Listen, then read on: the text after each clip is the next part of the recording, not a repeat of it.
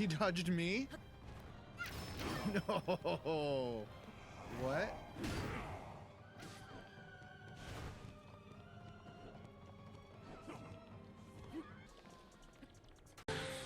I feel like my messages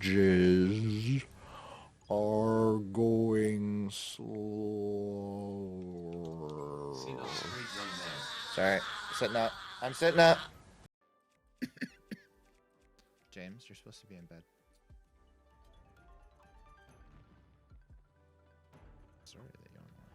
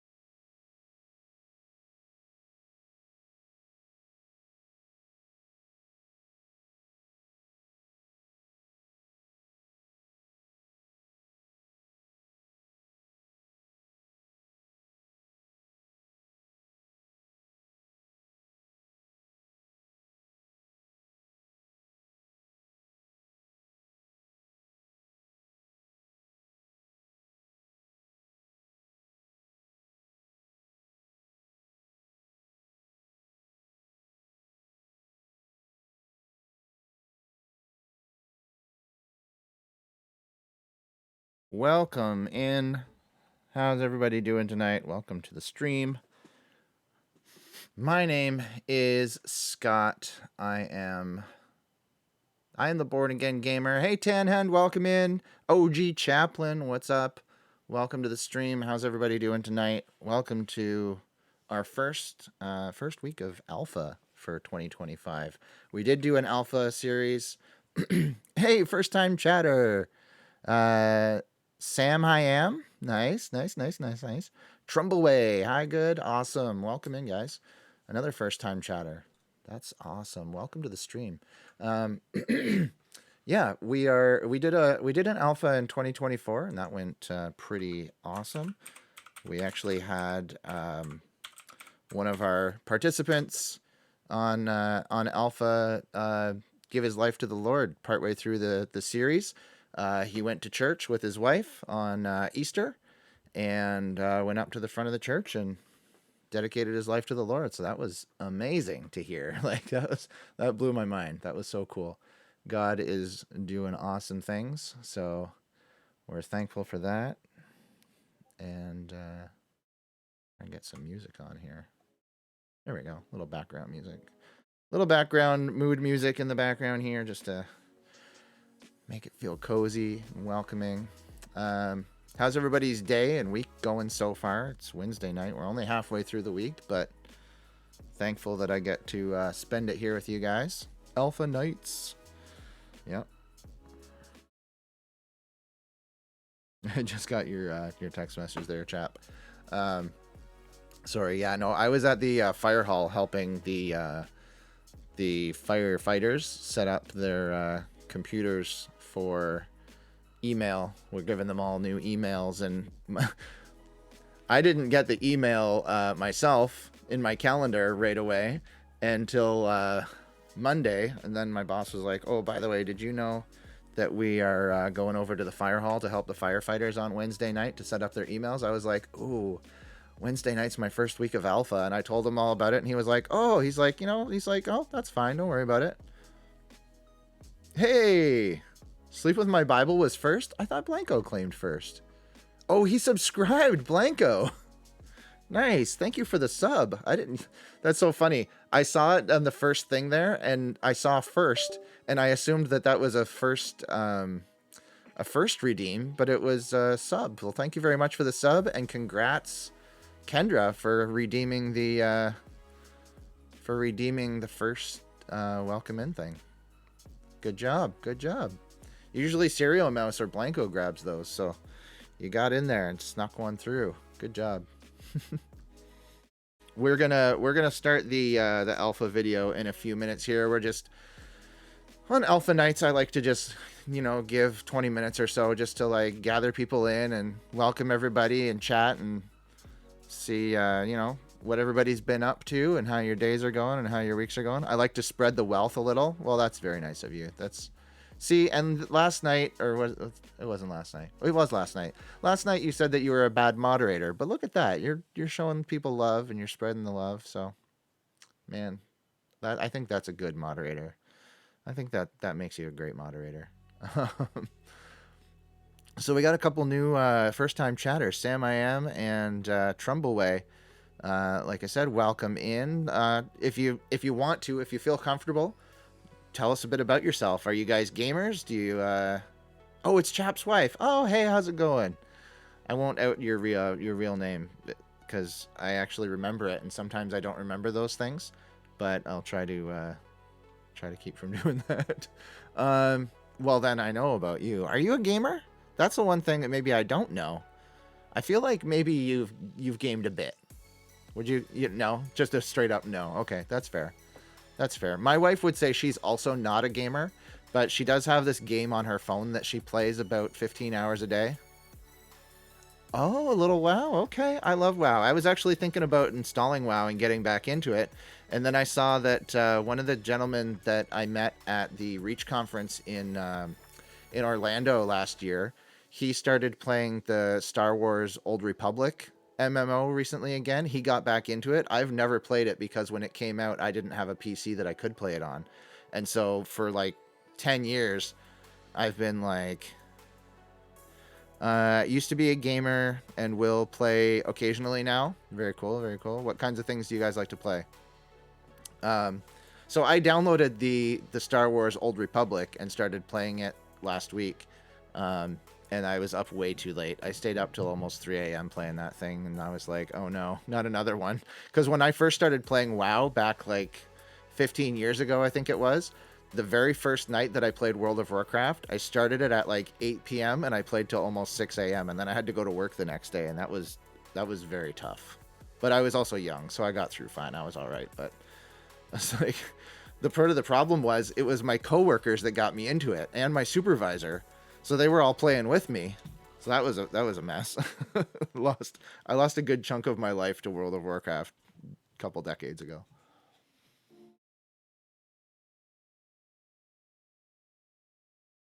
Played all day and lost track with 4 little kids. And that's where it can get dangerous, can't it? I hear ya. For me, recently, it was Destiny, but I was doing that after the kids all went to bed, so at least I didn't have to try and keep track of them, but... Whew. Ricky did Hey. come. He did, yeah. And did he say how much we owe him? No, because he said he's coming back. He said he's going to come back and do some more mudding. Probably tomorrow, I think he said. Oh, wow. Everybody say hi, Mom Talk Jen. WoW at bedtime is a true danger. Oh, yeah, for sure. Yeah. We got all the kids are home now, so you guys might hear some thumping and thudding on the floor above me. I need to soundproof this room a little bit better. Hi, bye, Jen. Yeah, hi, bye. She gone. She gone. Yeah, no, so for me, Destiny and Destiny 2, I haven't played it very much in the last year, but for about 9 years straight, I played Destiny just about daily. Destiny 1 and 2, and that took up a lot of years of my life too.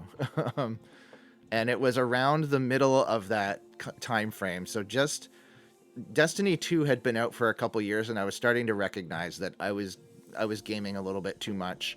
But then this streaming thing started to happen, and God led me into this, and he took the gaming and he repurposed it for good, and now I don't game nearly as much because I'm so busy doing stuff for the stream and doing ministry stuff through the stream that I still get to game. I still get to, enjoy my passion a little bit, but it's more in check now, which is really nice. Because, yeah, I was staying up, again, playing with my boss at my current job now, playing Destiny with him until 3 a.m. in the morning, and then, show up to work the next day, and we're both super tired. It's like... Ugh. Now, at that point, I'm like, okay, I'm not young anymore. Now I'm starting to get too old for this, as our friend Danny Glover might say on Lethal Weapon. I'm getting too old for this, right? Trumbleway gamed on my first computer with the big floppy disk. Oh, the 5 1/4 inch floppy disks. Yeah, those things are awesome. Started online with MMO in 1996 and played way too much since. Go to UAC now. Also known as Katana. Oh, nice. Cool. Hey, James, what's up? Can you, I was wondering, could, soon take me and Jack watch the Minecraft? We'll have to talk about that. I don't know what our schedule is looking like for the next little while, and going to the theater can be expensive, but it would be cool. I'd love to. Hi, how are you? We just have to talk about it some other time. Who Who dat? I don't know how much longer it's gonna be in. Hey, Serial Mouse, how's it going? Well, if it's not in the theater, we'll watch it another way, but you don't have to worry. Thanks for coming down. Oh, Ultima Online. Yeah, Ultima Online. I did play a tiny little bit of that back in the day.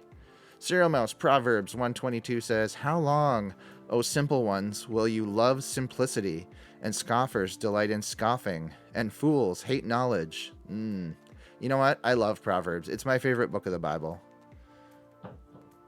Yeah, my kid wants to see... Well, my daughter went and saw it, and she said that it was actually pretty good. We have Minecraft Tuesdays on stream here. We play together and do some stuff. So we played some Minecraft last night in hardcore mode.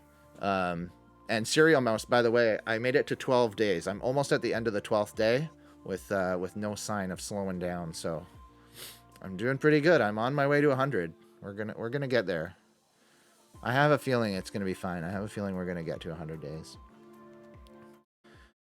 Minecraft is on Tuesday, isn't it, mate? But yeah, so my daughter went and saw the Minecraft movie, and she had been complaining about it.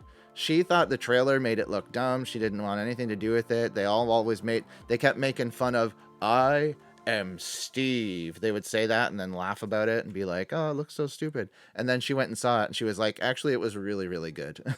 And everybody that I've heard that have gone to see it have all said that the Minecraft movie is actually really good. So now I don't know what to think.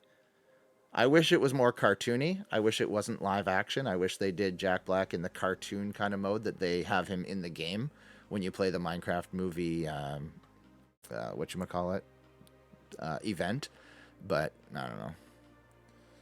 It's only made money because it's funny. Well, sometimes that's enough for a movie. That's why they made the genre comedy. That's why the comedy genre exists. The Jack Black Steve action figure is the best. Oh, I'll have to check it out. Well, guys, you're all here for Alpha, and we should get into it soon. Mom, can I get the fat middle-aged white man action figure? I mean, that feels targeted. I feel judged. So I should make a Born Again Gamer action figure, or I shouldn't? I feel called out a little bit. Anyway. That noise, that's loud. That's Discord making that loud noise. I'm going to mute Discord for the time being. A bobblehead? Hey, that's not a bad idea. It's not a bad... Or a Funko Pop? I've got some Funko Pops back here. I'm not a big... I didn't get into the Funko Pop craze, but there have been a few that I've seen, and I've been like, those would be really cool to have. And I usually get them on sale, so I don't pay full price for them. But I'll show you the Funko Pops that I have.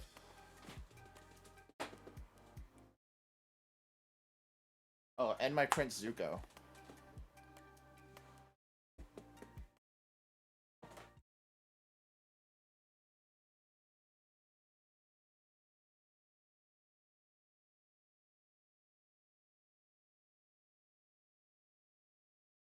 What do we got?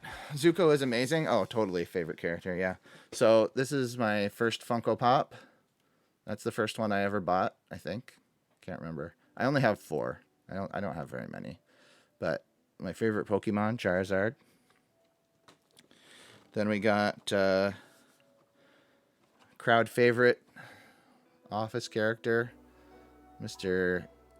Jim Halpert, and Mr. Jim Halpert's Mr. Jim Halpert's wife, Pamela Beasley, Pamela Emma Ding Dong, as it were. And then we got another pretty cool guy here, Mr. Roy Kent from Ted Lasso. Not a family-friendly show. Don't watch it with your kids, but I enjoyed it. It's got some really interesting storyline around mental health and stress and anxiety and stuff like that. They do need to make Severance characters. I've never watched that show. One of my friends told me it was really good, but I don't know. I won't watch it with my kids. I'll watch it as a kid. Oh yeah, don't watch it. Serial Mouse, you're not allowed to watch it. It's not Born Again Gamer approved. I'm saying you don't have any that we know of, at least. What is it? I watch any with my kid. Oh, you don't have any that we know of, at least. Any kids? That's funny.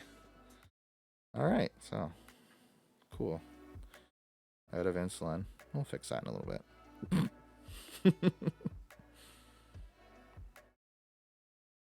Okay, let's jump into our alpha video. If any of you signed up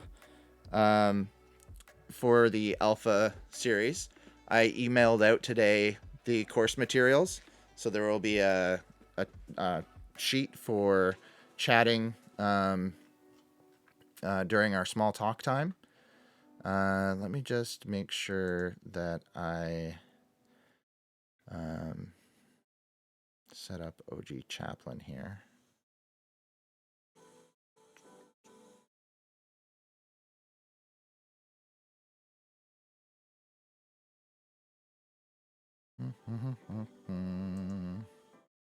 I'll do that in a few minutes. Once we get the video started, I can do that while the video is playing.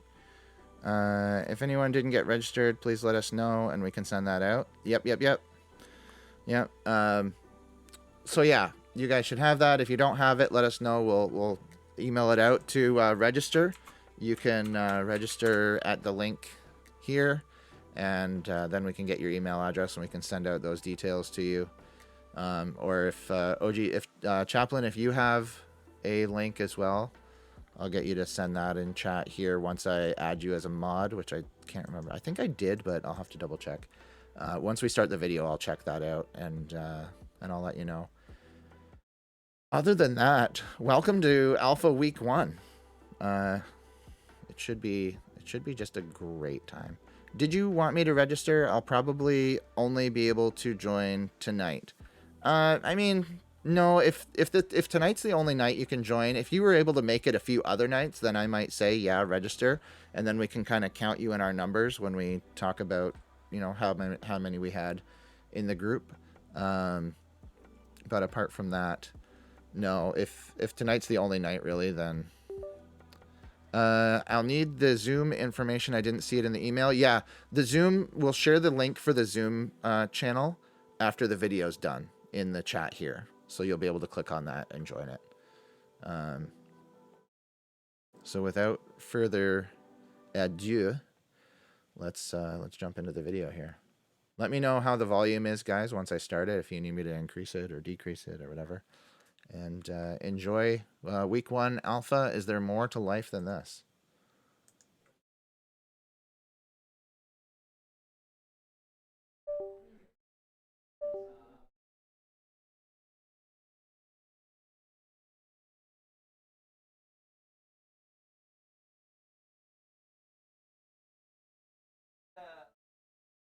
Hi, I'm Nikki. Welcome to Alpha. Life is busy. Every day we ask so many questions. What should I wear? What's the weather going to be like? What's happening today? How am I going to fit everything in? But then there are those bigger questions. Like, why am I here? Where am I heading? Is this it? Is there more to life than this? These are life's big questions, but there's rarely enough time to think them through properly. We all have different perspectives on the meaning of life and faith, and Alpha is an opportunity to explore life's big questions. This is a great place to come together and talk about them openly and honestly. I'm Gemma, I'm Toby. and this is Alpha.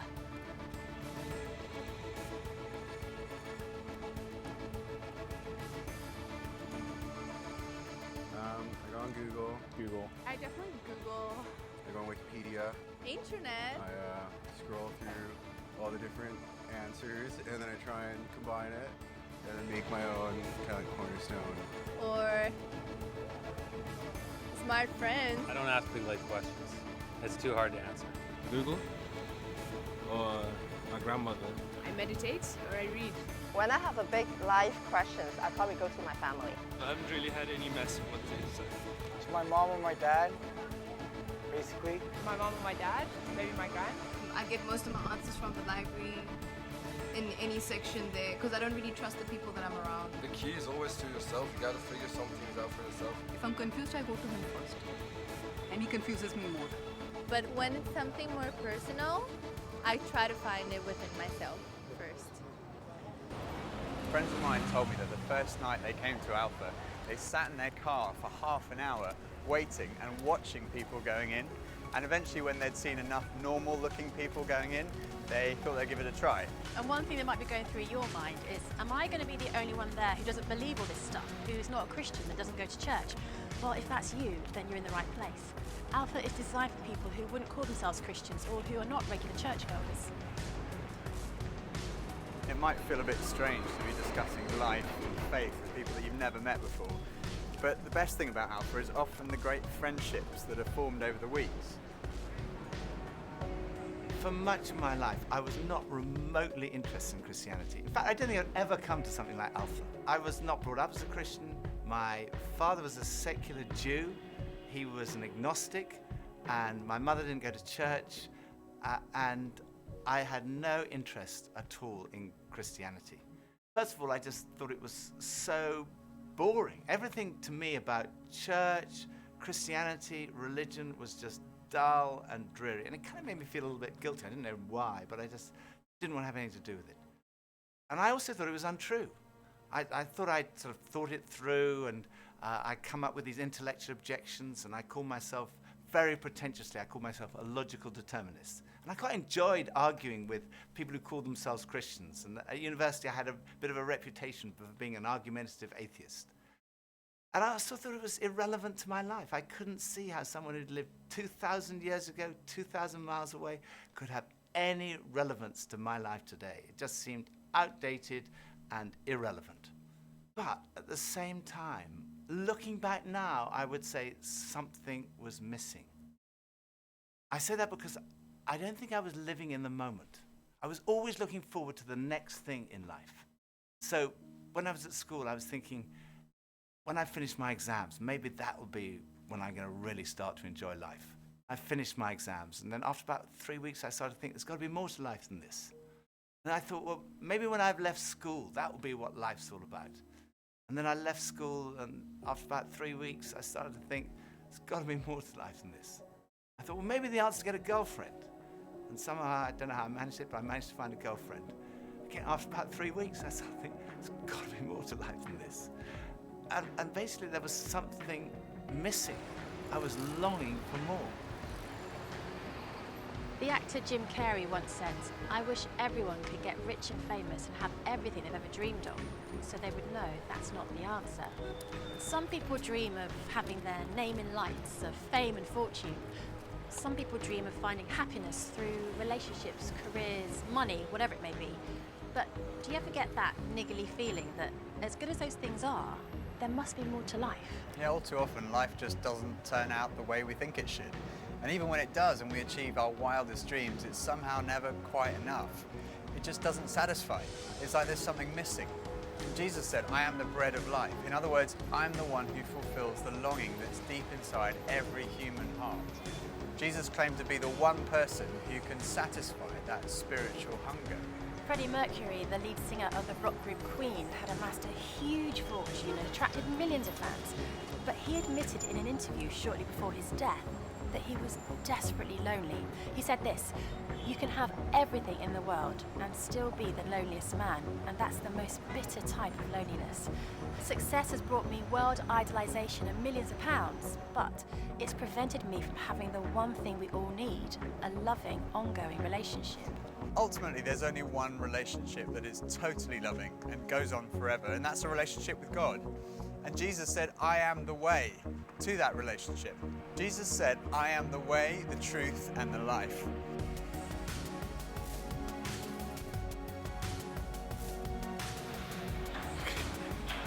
Maybe money? What makes me happy? Music. Music, ice cream, and cheese. Sleep makes me happy. Going to the gym, seeing my friends, going to the pub, playing football. Dogs. Alcohol. Women. Pretty much. The idea of life in general makes me happy. Clothes. Women. What's last in this? That's a really good question. I don't know, I can't tell you. I think we're supposed to learn a couple of things. There's nothing more. I'm still figuring that out, to be honest. No. Let's live in the moment. Absolutely. I strongly believe that there's more to life than this. No idea. Sorry. When I was about 17, I was sitting having a burger with two friends, and we were looking out the window and commenting on a few of the stores across the street, and I suddenly realized that I couldn't read any of the signs, even if I squinted. So I asked if I could borrow one of my friend's pair of glasses. And as soon as I put them on, I realized I could see everything, like colors, shapes, words. I was amazed at how everything was so clear. And I could see before, but now I could really see. And to me, that's the best way to describe the difference that Jesus makes. Jesus is the lens through which we see God. And he's also the lens by which we see the world in a totally different way. Jesus said, "I am the truth." Some people's response to a Christian might be, well, it's great for you, you found meaning and purpose in your life, but it's not for me. But when you think about it, that's not actually a logical position, because if Christianity is true, it's of vital importance to every one of us. And if it's not true, it's not great for us, because it means we're deluded. C.S. Lewis was one of the great intellectual giants of the 20th century, probably best known as the author of the Chronicles of Narnia. He said this, "Christianity, if false, is of no importance, and if true, of infinite importance. The only thing it cannot be is moderately important." I come from a family of lawyers, so naturally I wanted to look at the original documents and sources. I never really looked at the evidence before, and I was astonished at how much evidence there is for the life, death, and resurrection of Jesus. For me, it was through reading these documents that we find in the New Testament that I came to the conclusion, it's true. One of the last cases I did as a lawyer was in the Court of Appeal in front of Lord Denning, an absolutely brilliant mind, perhaps the greatest judge of the 20th century. He said on one occasion that his Bible was his most tattered book in his library. He'd examined the evidence really carefully, and he came to the conclusion, it's true. One former professor of history at Oxford University described the resurrection as the best attested fact in history. I hadn't realized how many of the pioneers of modern science were believers. Descartes, Newton, Kepler, Galileo, Locke, Copernicus, Faraday, Kelvin, Pasteur. Francis Collins, one of the greatest scientists of our time, was director of the Human Genome Project, mapping the 3 billion letters in the human DNA, considered by many to be the most significant scientific undertaking of our time. He describes how he encountered Jesus and came to believe in the truth of Christianity. Well, in the home where I grew up, faith was not something that was talked about very much. My father was a professor of drama, my mother a playwright. When I went to college and those discussions in the dorm late at night about religion began to occur, I had no particular reason to attach value to a faith system. It had never been something I was familiar with or had internalized at all. And I assumed that any religious feelings that anyone held must be on the basis of some emotional experience, and I didn't trust those, or on the basis of some childhood indoctrination, which I felt I was fortunate to have missed. I loved the experience of learning about the human body and all of the components of that, and I particularly loved being introduced to genetics. But then I ended up in the medical school curriculum sitting at the bedside of patients with diseases. This was no longer an abstract study of molecules and organ systems. These were real people. And one afternoon, one of my patients, a wonderful elderly woman, much like a grandmother, who had very bad heart disease. She had a particularly bad episode of chest pain while I was with her. She got through it, and at the end of that, explained to me how her faith was the thing that helped her in that situation. She realized that the doctors around her weren't really giving her that much help, but her faith was. And after she finished her own very personal description of that faith, she turned to me, and I had been silent. And she looked at me quizzically, and she said, "What do you believe, doctor?" And ultimately, I had to admit to myself that her question had made me realize that I had arrived at an answer to the most important issue that we humans ever deal with. Is there a God? And I had arrived there without ever really looking at the evidence. And I was supposed to be a scientist. If there's one thing scientists claim they do is to arrive at conclusions based upon evidence. And I hadn't taken the trouble to do that. I was greatly assisted by a pastor who lived down the road, who I went and asked about all this, and who gave me a copy of C.S. Lewis's wonderful book, Mere Christianity. Because here was an Oxford scholar, a prodigiously developed intellect, who had traveled the same path. Within those pages, I realized for the first time that one can come to belief on a rational basis, and that in fact, given the many pointers that one sees around oneself in terms of the universe and it having a beginning, and its fine-tuning in terms of the way in which all those constants that determine the behavior of matter and energy seem to have been set just in a certain very precise range to make life possible.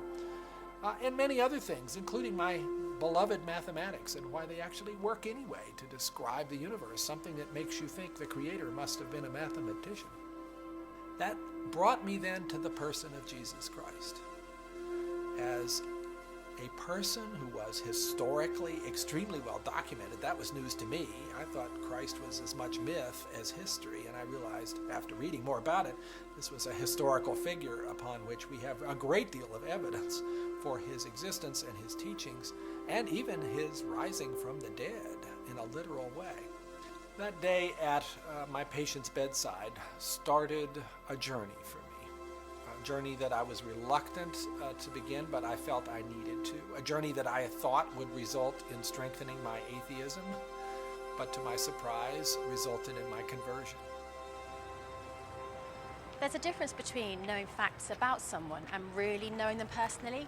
Now, I've known my husband Phil for 3 years now, but suppose if before we met, I found him on a website called The Amazing Man. Now, there's no doubt I would have looked at him and thought, okay, I'm intrigued. But what if each page was dedicated to his amazing abilities, his sparkling personality, his tender heart, his extraordinary intelligence, and his cooking abilities? Well, I would think, wow, he does sound like an amazing person. But that's head knowledge. But I also have the privilege of being married to him, and I know that he's an amazing person, which is knowledge that comes from experience of relationship, and that's heart knowledge. When Jesus said, I am the truth, he was talking about more than just a kind of intellectual truth. The Hebrew understanding of truth was truth as experienced. And there's a big difference between a kind of intellectual knowledge and a personal knowledge, between your head and your heart. So when someone says, I know Jesus is the truth, they're not just talking about being convinced of the evidence, they're also talking about experiencing a relationship with the risen Jesus Christ. So Jesus said, I am the way, the truth, and lastly he said, I am the life. I have come that you may have life and have it to the full. Jesus came to deal with the things in our lives that stop us from enjoying life to the full, the things that spoil our lives. I hate shopping. I loathe it. I think I'm allergic to shopping. But occasionally my wife Pippa persuades me to go shopping, and just after Christmas it was the sales, and she persuaded me to go shopping. And we went into the shop and we bought this very nice new sweater, the same colour as all my other sweaters. And we left the shop and we went to buy a present for her.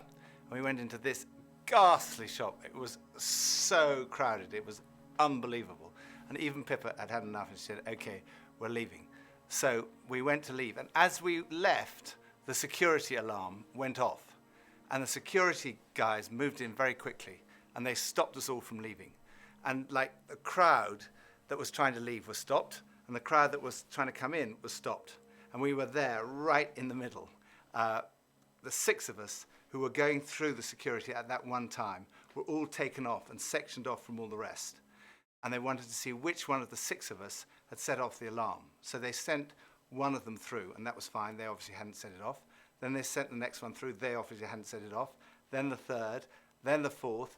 None of them set it off. So it was left with Pippa and I were standing there, and I thought, oh my goodness, I'm married to a shoplifter. It must be Pippa who's got set off the alarm.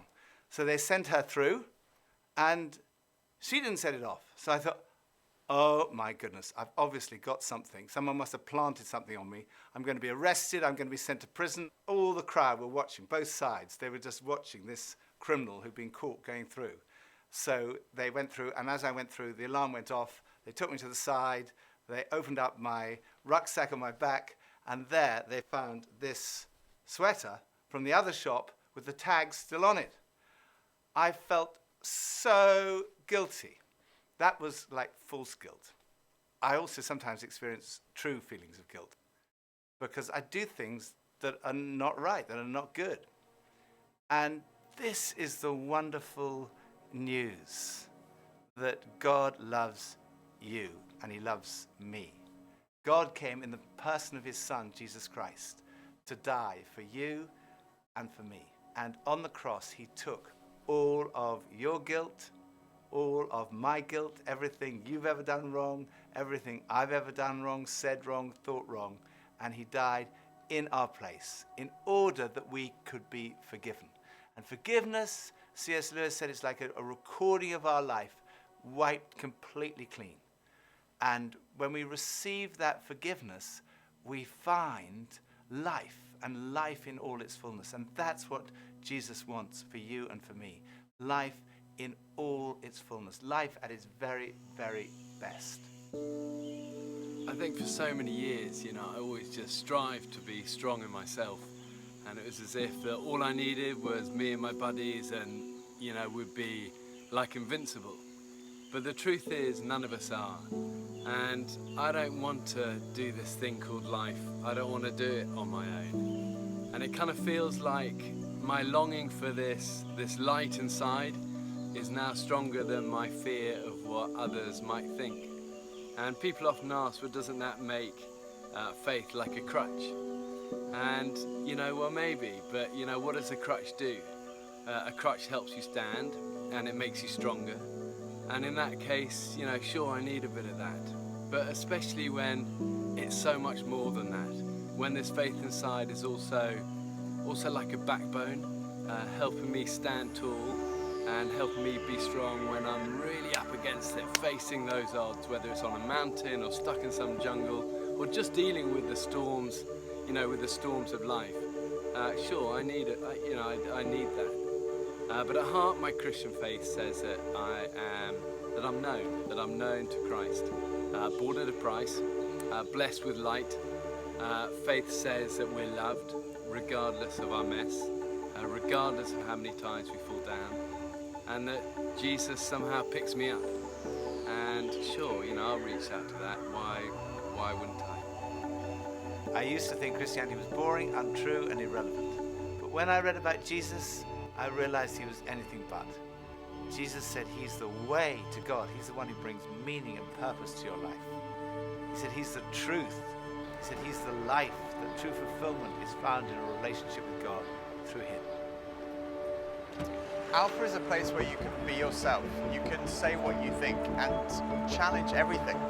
No question is too complex or too simple.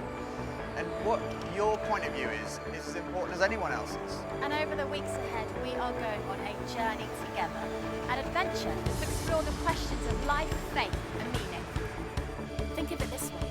If you live to be 70, you're going to spend 20 years and 3 months asleep, 10 years and 5 months watching TV, 5 years and 9 months in some form of transportation, 7 years and 6 months eating and drinking. You have approximately 570,000 hours left to live. So why not spend less than 24 of them asking life's biggest questions? Welcome to Ulster.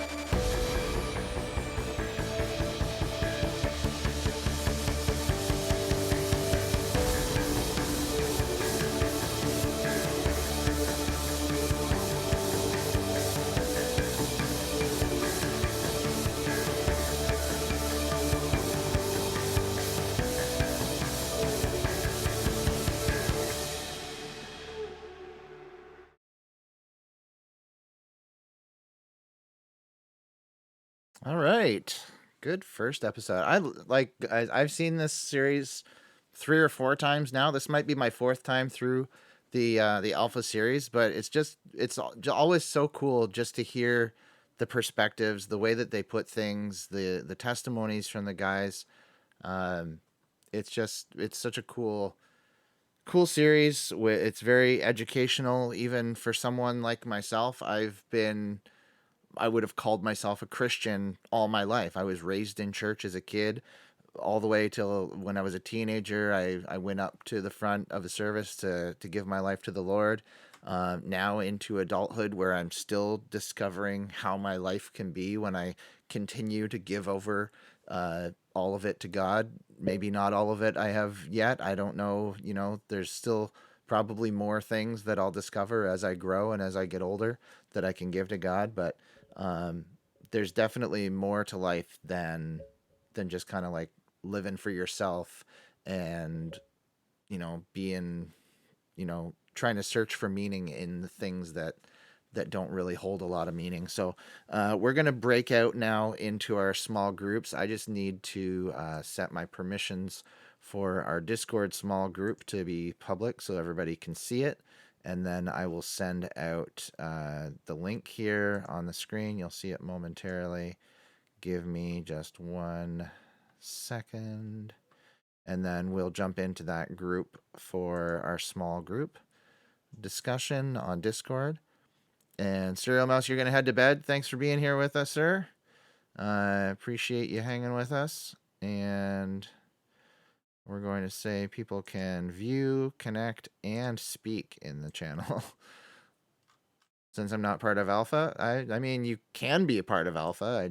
If you don't want to be, then that's cool too. No worries.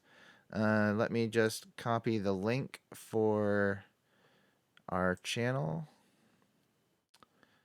Generate new link. Copy and paste. So that is, I'm going to do my Who is God Bible study with my friends. Hey, that's cool. And there's the Zoom link from OG Chaplain. So anybody who's more comfortable doing their small group stuff on Zoom, follow OG Chaplain's link over to Zoom. Anybody who wants to join us on Discord for our small group, click on the Discord link. Let me know if you have any trouble joining it, and I will try to work through any issues with that. And we'll see how things go. And I'm gonna put the video on again, so that if anybody new stumbles in, they can watch the video, but it will just play while we do our small group stuff. And then after you're done your small group questions, I'll say, we'll go for about a half an hour. If things keep going and people want to keep chatting after a half an hour, we'll keep going, and I'll just update. I'll update OG Chaplain through text. And then after we're done our small groups, we'll come back here, and I'm going to do some gaming, and we can hang out on Twitch for the rest of the stream and do some gaming together. So I'm going to jump back over there. I'm going to put the video on. I'm going to mute my microphone, and I'm going to be over on Discord for the Discord small group if you guys want to join us there. All right.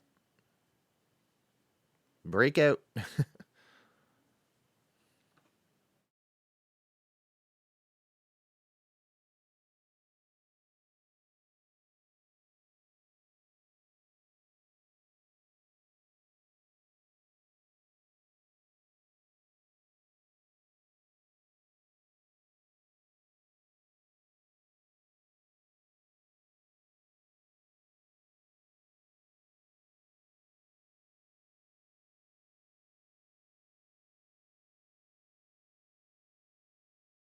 Hi, I'm Nikki. Welcome to Alpha. Life is busy. Every day we ask so many questions. What should I wear? What's the weather going to be like? What's happening today? How am I going to fit everything in? But then there are those bigger questions. Like, why am I here? Where am I heading? Is this it? Is there more to life than this? These are life's big questions, but there's rarely enough time to think them through properly. We all have different perspectives on the meaning of life and faith, and Alpha is an opportunity to explore life's big questions. This is a great place to come together and talk about them openly and honestly. I'm Gemma. I'm Toby. And this is Alpha.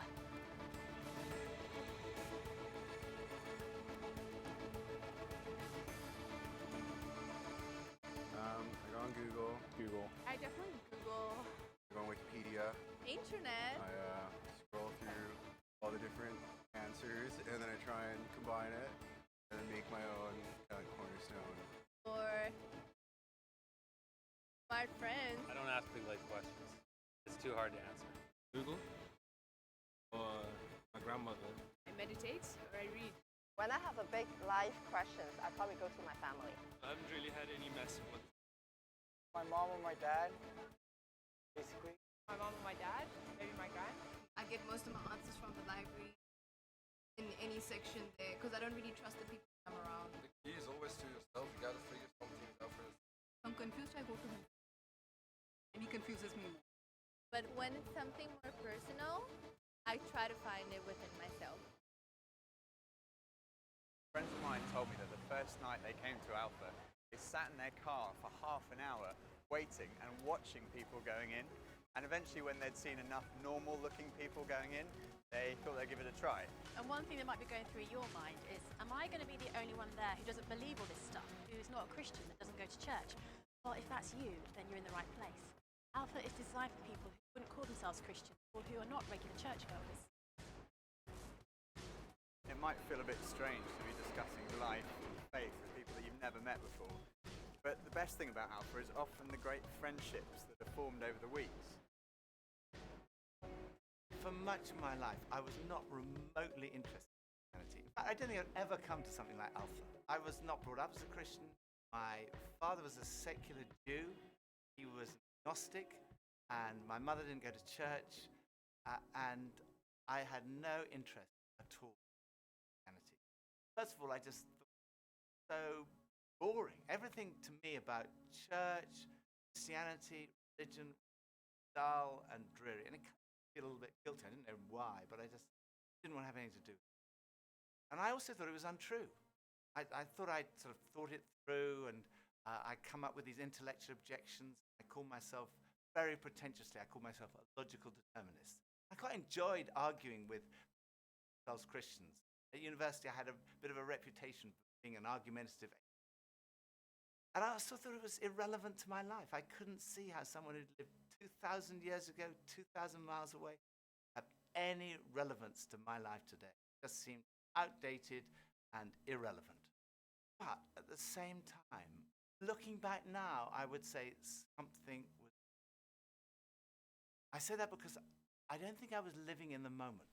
I was always looking forward to the next thing in life. So when I was at school, I was thinking, when I finish my exams, maybe that will be when I'm going to really start to enjoy life.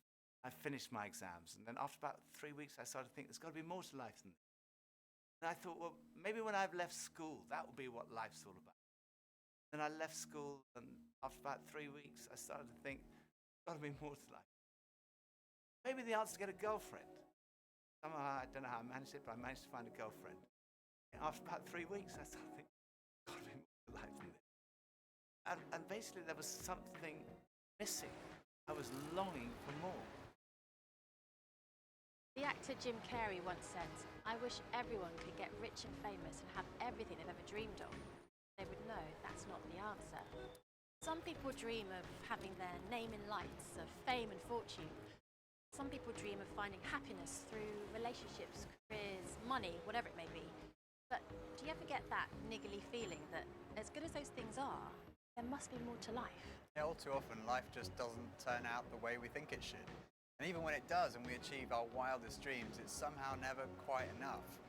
It just doesn't satisfy. It's like there's something missing. Jesus said, "I am the bread of life." In other words, I'm the one who fulfills the longing that's deep inside every human heart. Jesus claimed to be the one person who can satisfy that spiritual hunger. Freddie Mercury, the lead singer of the rock group Queen, had amassed a huge fortune and attracted millions of fans.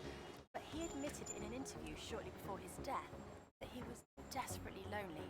He said this, "You can have everything in the world and still be the loneliest man, and that's the most bitter type of loneliness. Success has brought me world idolization and millions of pounds, but it's prevented me from having the one thing we all need, a loving, ongoing relationship." Ultimately, there's only one relationship that is totally loving and goes on forever, and that's a relationship with God. And Jesus said, "I am the way" to that relationship. Jesus said, "I am the way, the truth, and the life."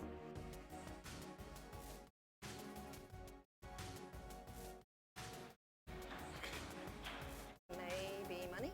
What makes me happy? Music. Music, ice cream, and cheese. Sleep makes me happy. Going to the gym, seeing my friends, going to the pub, playing football. Dogs. Alcohol. Women. Pretty much. The idea of life in general makes me happy. Clothes. Women. What's the last one? That's a really good question. I don't know. I can't tell you. I think we're supposed to learn a couple of things. There's nothing more. I'm still figuring that out, to be honest. No. Let's live in the moment. Absolutely. I strongly believe that there's more to life than this. No idea. Sorry. When I was about 17, I was sitting having a burger with two friends, and we were looking out the window and commenting on a few of the stores across the street, and I suddenly realized that I couldn't read any of the signs, even if I squinted. So I asked if I could borrow one of my friend's pair of glasses. And as soon as I put them on, I realized I could see everything, like colors, shapes, words. Amazed at how everything was so clear. And I could see before, but now I could really see. And to me, that's the best way to describe the difference that Jesus makes. Jesus is the lens through which we see God. And he's also the lens by which we see the world in a totally different way. Jesus said, "I am the truth." Some people's response to a Christian might be, well, it's great for you. You found meaning and purpose in your life, but it's not for me. But when you think about it, that's not actually a logical position. Because if Christianity is true, it's of vital importance to every one of us. And if it's not true, it's not great for us because it means we're deluded.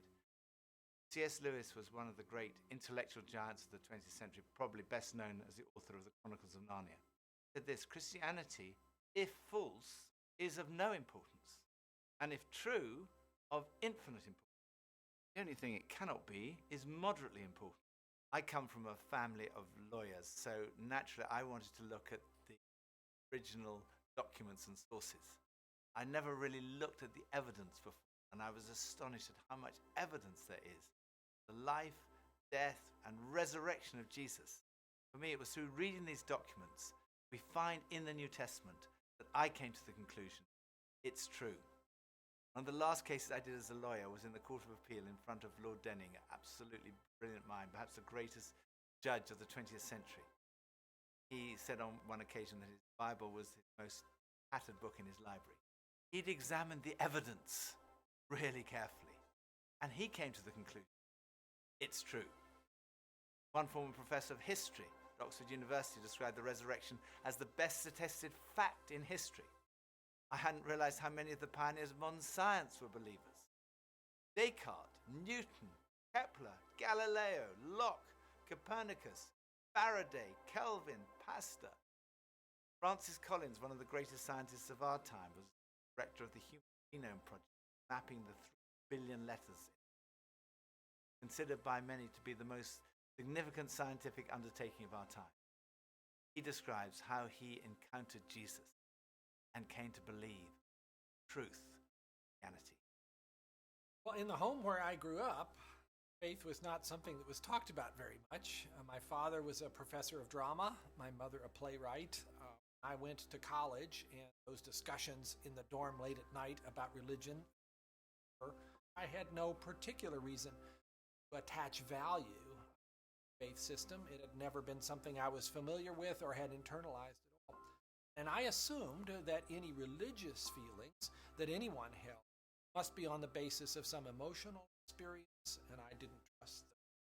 Or on the basis of some childhood indoctrination. I felt I was fortunate to. I loved the experience of learning about the human body and all of the components of that. I particularly loved being introduced to genetics. But then I ended up in medical school curriculum, sitting at the bedside of patients with diseases. This was no longer an abstract study. Molecules, organ systems. And one afternoon, one of my patients, a wonderful elderly woman, much like a grandmother, had very bad heart disease. She had a particularly bad episode of chest pain while I was with her. She got through it. At the end of that, explained to me how her faith was the thing that helped her in that situation. Doctors around her weren't really giving her that help, but her faith. After she finished her own very personal description of that faith, she silent, looked at me quizzically, said, "What do you believe?" And ultimately, I had to admit to myself that her question had made me realize that I had arrived at an answer to the most important issue ever. I had arrived there without ever supposed to be a scientist. One thing scientists claim they do is to arrive at conclusions based upon this, and I hadn't taken the trouble. I was greatly assisted by a pastor who lived down the road, who I went and asked about all this, who gave me a copy of C.S. Lewis's wonderful. Because here was an Oxford scholar, a prodigiously developed intellect, had traveled the same path.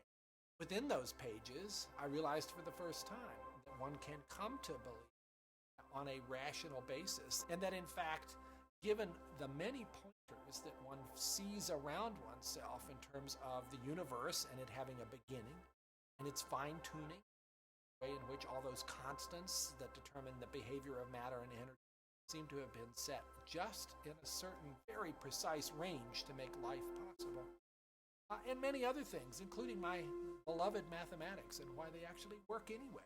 Describe the universe, something that makes you think the Creator must have been a mathematician. That brought me then to the person of Jesus. As a person who was historically extremely well documented, that was news to me. I thought Christ was as much myth as history, and after reading more about it, this was a historical figure on which we have a great deal of evidence for his existence and his teachings, and even his rising from the dead. That day at my patient's bedside started a journey that I was reluctant to begin, but I felt I needed to. A journey that I thought would result in strengthening my atheism, but to my surprise, resulted in my conversion. There's a difference between knowing facts about someone and really knowing them personally. Now, I've known my husband Phil for 3 years now, but suppose if before we met, I found him on a website called The Amazing Man.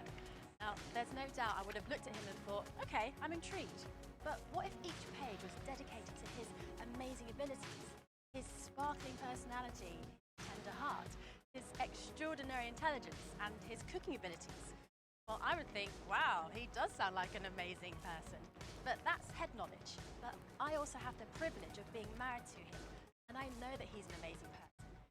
Knowledge that comes from experience and relationship, and that's heart knowledge. When Jesus said, I am the truth, he was talking about more than just a kind of intellectual truth. The Hebrew understanding of truth was truth as experienced. And there's a big difference between a kind of intellectual knowledge and a personal knowledge, between your head and your heart. So when someone says, I know Jesus is the truth, they're not just talking about being convinced of the evidence. They're also talking about experiencing a relationship with the risen Jesus Christ. So Jesus said, I am the way, the truth, and lastly he said, I am the life. I have come that you may have life and have it to the full. Jesus came to deal with the things in our lives that stop us from enjoying life to the full, the things that spoil our lives. I hate shopping. I loathe it. I think I'm allergic to shopping. But occasionally my wife Pippa persuades me to go shopping. And just after Christmas, it was the sales, and she persuaded me to go shopping. And we went into the shop and we bought this very nice new sweater, the same colour as all my other sweaters. And we left the shop and we went to buy a present for her. And we went into this ghastly shop. It was so crowded. It was unbelievable. Even Pippa had had enough and she said, okay, we're leaving. So we went to leave. And as we left, the security alarm went off. And the security guys moved in very quickly and they stopped us all from leaving. And like the crowd that was trying to leave was stopped, and the crowd that was trying to come in was stopped. And we were there right in the middle. 6 of us were going through the security at that one time, were all taken off and sectioned off from all the rest. And they wanted to see which one of the 6 of us set off the alarm. So they sent one of them through, and that was fine. They obviously hadn't set it off. Then they sent the next one through. They obviously hadn't set it off. Then the third, then the fourth. None of them set it off. So it was left with Pippa and I were standing there, and I thought, oh my goodness, I'm married to a shoplifter. It must be Pippa who's got set off the alarm. So they sent her through, and she didn't set it off. So I thought, oh my goodness, I've obviously got something. Someone must have planted something on me. I'm going to be arrested. I'm going to be sent to prison. All the crowd were watching, both sides. They were just watching this criminal who'd been caught going through. So they went through, and as I went through, the alarm went off, took me to the side. They opened up my rucksack on my back, and there they found this sweater from the other shop with the tag still on it. I felt so guilty. That was like false guilt. I also sometimes experience true feelings because I do things that are not right, that are not good.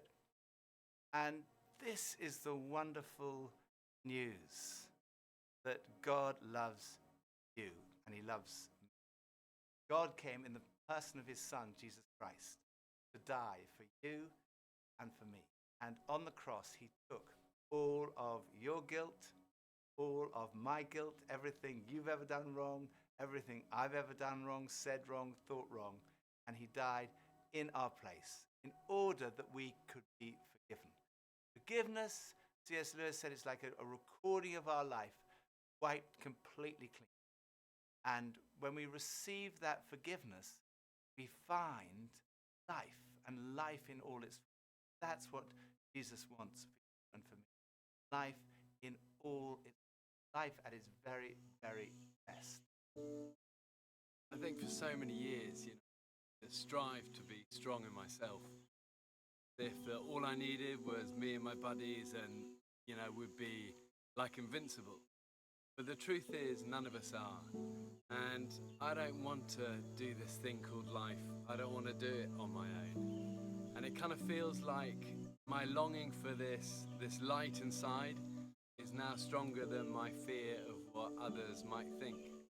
And people often ask, well, doesn't that make faith like a crutch? And, well, maybe, but, what does a crutch do? A crutch helps you stand, and it makes you stronger. And in that case, sure, I need a bit of that. But especially when it's so much more than that. When this faith inside is also like a backbone, helping me stand tall and helping me be strong when I'm really up against it, facing those odds, whether it's on a mountain or stuck in some jungle or just dealing with the storms, with the storms of life. Sure, I need it. I need that. But at heart, my Christian faith says that I'm known to Christ, bought at a price, blessed with light. Faith says that we're loved, regardless of our mess, regardless of how many times we fall down, and that Jesus somehow picks me up. And sure, I'll reach out to that. Why wouldn't I? I used to think Christianity was boring, untrue, and irrelevant. But when I read about Jesus, I realized he was anything but. Jesus said he's the way to God. He's the one who brings meaning and purpose to your life. He said he's the truth. That he's the life. The true fulfillment is found in a relationship with God through him. Alpha is a place where you can be yourself. You can say what you think and challenge everything. No question is too complex or too simple. And what your point of view is as important as anyone else's. And over the weeks ahead, we are going on a journey together, an adventure to explore the questions of life, faith, and meaning. Think of it this way. If you live to be 70, you're going to spend 20 years and 3 months asleep, 10 years and 5 months watching TV, 5 years and 9 months in some form of transportation, 7 years and 6 months eating and drinking. You have approximately 570,000 hours left to live. So why not spend less than 24 of them asking life's biggest questions? Welcome to Alpha.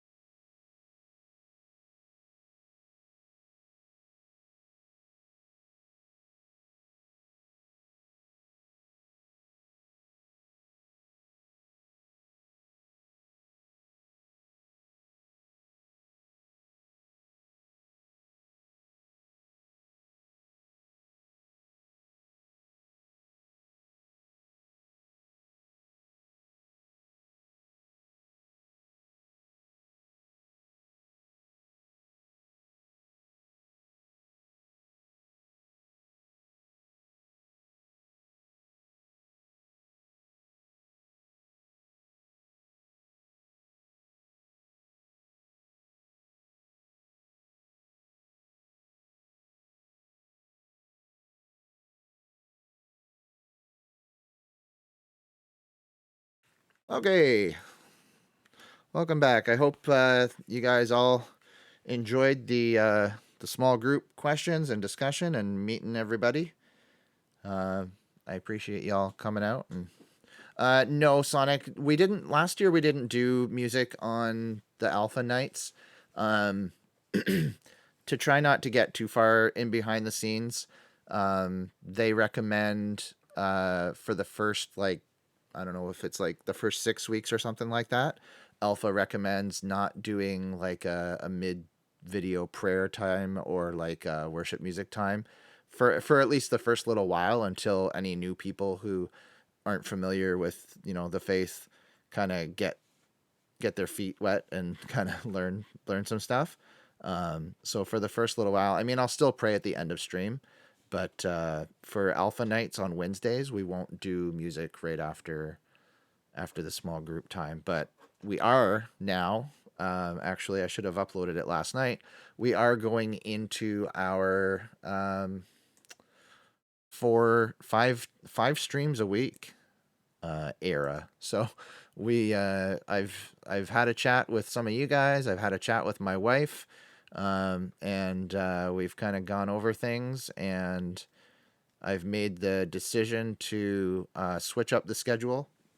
So for the next little while, rather than our Tuesday, Wednesday, Friday, we're going to be doing Monday, Wednesday, Friday, Saturday, and Sunday streams until we're done Alpha. And then when the Alpha videos are done, we'll go into our summer schedule. Excuse me. Go into our summer schedule. And the summer schedule will change slightly too, so that I can go up to camp with my family on weekends. But I'll update you all on that before that happens, so that you have, so that you can be aware of what we're doing. Let me just try and find. I'm going to share it on Discord, the new stream schedule image with the new schedule, so that you all can make yourselves aware. Brett plugged his own Alpha course in your Alpha stream. No, Kendra, we are doing the Alpha with them. Actually, I've been talking about that for the last couple months now, that Brett is with the Alliance Church, the Unionville Alliance Church that we're doing this in partnership with. He's their digital discipleship director. Brett, is it? Or I can't remember what. I think I have it, or either that or I'm kind of paraphrasing his title. But he works with them, and we're doing this in conjunction with each other, so that they can kind of get exposed to what like digital ministry looks like on Twitch and stuff like that. And so we're kind of working together. My apologies, no worries. So the way it's going to work is on each stream after the video, I'm going to share the Discord link so that anybody that's more comfortable using Discord can join us for the small group. And and then Brett's going to share the link for Zoom, and him and his church are going to manage the Zoom calls. I'm going to manage the Discord calls, and anybody can go to whichever call they want. Because for the first little while it was just me, and then Sonic joined, and then a few more of you guys joined. But the first little while it was just me, and I was like, maybe I should jump over into the Zoom call and see what's going on over there. So if you guys are like, you know what, tonight I want to do the small group thing with some new people and meet some people from the church there, and see what's up.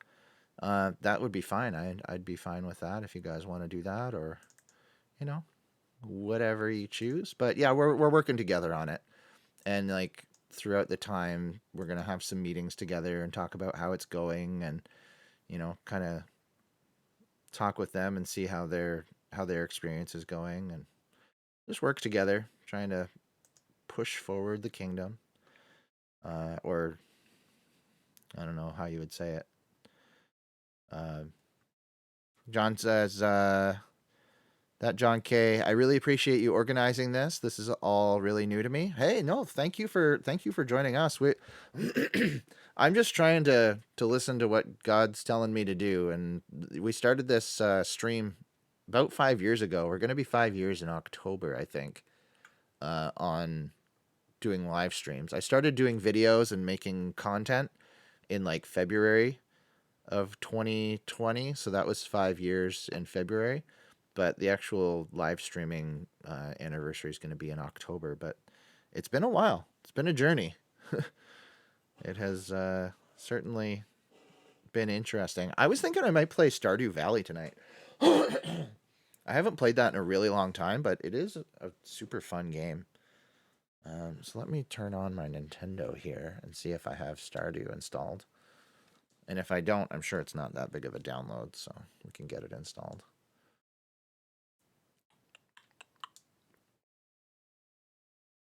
Disable my parental controls. Supersonic, Scott's playing Stardew. Did I get you into it? I've been playing Stardew off and on for probably about as long as I've been streaming. Whoops. I need to update. Something wants to update. What is it? No, I was just like, what can I do on Wednesday nights? I can't remember if Wednesday nights were going to be alpha and retro, but Stardew's a little bit kind of retro-y, isn't it?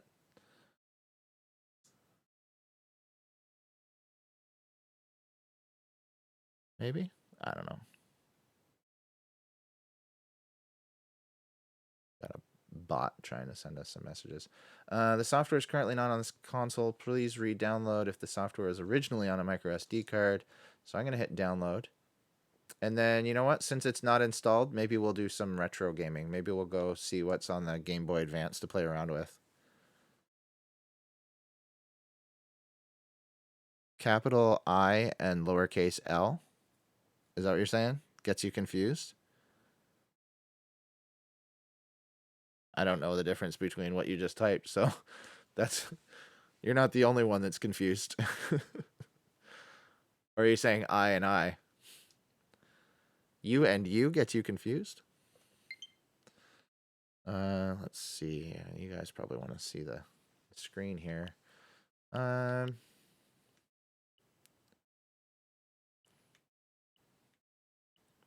a good retro game.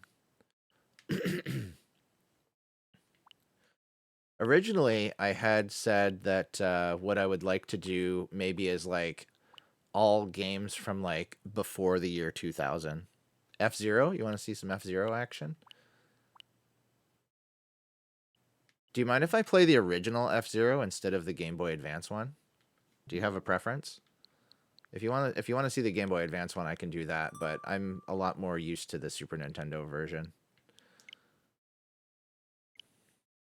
Go for it? All right. Let's try out some F-Zero. Serial Mouse is back. Hey, I'm a chill for 15 minutes. Sick. Okay, I'm going to enter my password here. One sec, guys.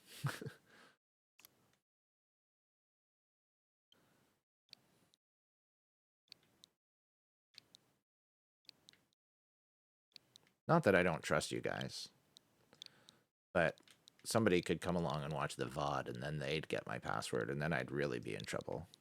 So, take no offense. I mean no offense.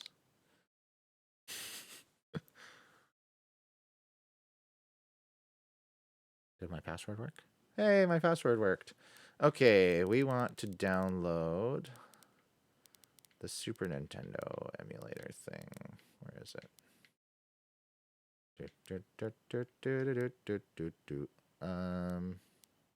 Switch online.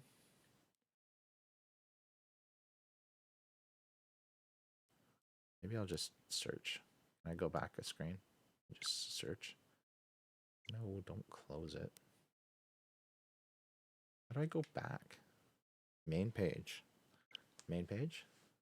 See the last four. Uh-oh. You guys saw the last 4 digits of my credit card number. One more. The eShop is so slow and laggy and like, it's no fun. Why is it no fun? You know? I wish it was more fun. Wish it was better. There we go. Super Nintendo.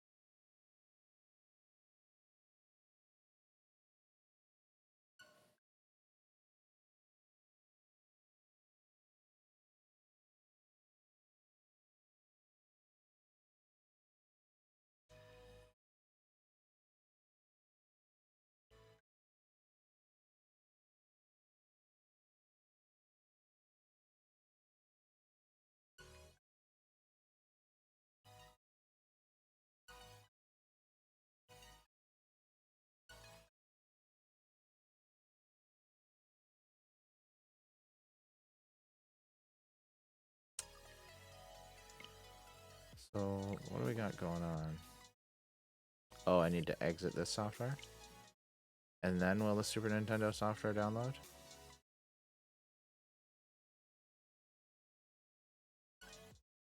There we go. Now it's downloading. It shouldn't take too long. Shouldn't.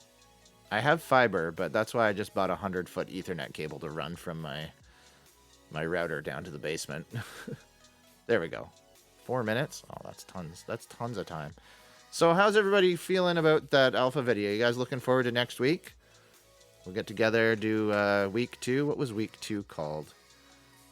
Alpha week 2 is called Who is Jesus? Yeah, that should be a good one. It's always nice to see that portrait of Jesus. I was listening to a podcast today, the Apologetics Canada podcast. Question of the moment's not working? Maybe the chatbot got disconnected or something.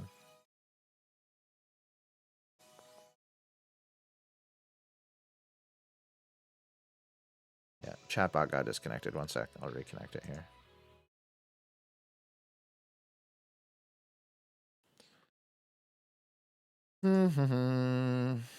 Just one sec, Stream Mouse. It should be connecting now. There you go.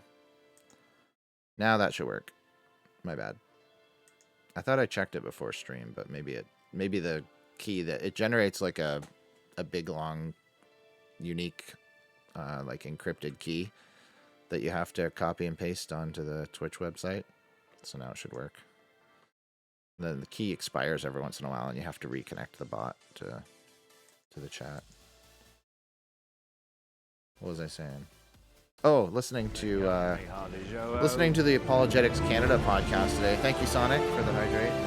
And they're talking about the theology of friendship, and I thought it was a really cool episode because they talked about like how, you know, there's a lot of like stuff out there, you know, materials that talk about the Bible and different relationships in our lives. It talks about like relationships in your marriage, and it talks about family, and it talks about your relationship with God. But there's not a lot of material that this person could think of that that talked about like what it's like to have like a real like good friendship with somebody. And so it was interesting to hear that, because they were talking about like there are friendships in the Bible that you can look to, David and Jonathan and different people like that. But in terms of like people or the church actually teaching that stuff, it's like it feels like there's not as much out there. So it was a really interesting talk to listen to, the theology of friendship. I thought it was kind of cool.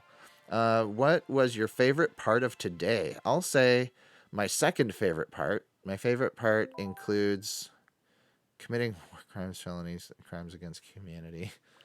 Okay. Well, you do you. Is F-Zero on here for Super Nintendo? I think it is. There it is. This is a great game. I love it. I forgot they also have like that F-Zero 99 game, eh, John? Have you ever played that? It's a really interesting game. Second favorite part of the day today was playing Fallout for 8 hours. Fallout 4 for 8 hours. There's so many 4s in your sentence. I almost didn't get through it. F-Zero.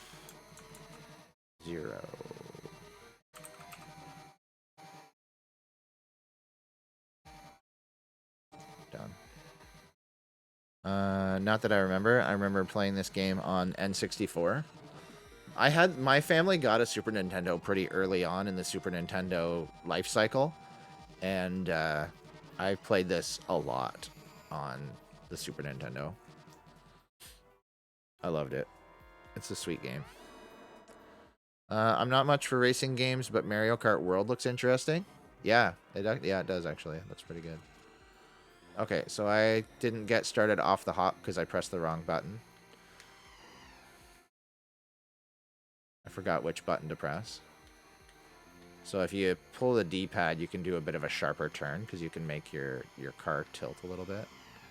And when you go off a jump, if you push down on the D-pad or the thumbstick, you can make your car launch just a little bit further through the air.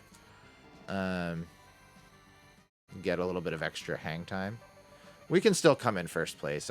I think I'm pretty confident in my skills to get through this race with a first place finish. See ya.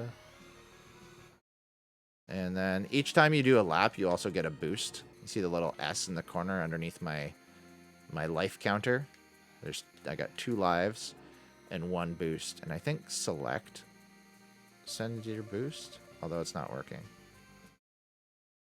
Nope, that's a screenshot. Those cars will explode you if you try and use them, so you don't want that to happen. I wonder if it's start you have to press? No. I don't know how to use my boost. I'm gonna have to win the race without a boost? Come on.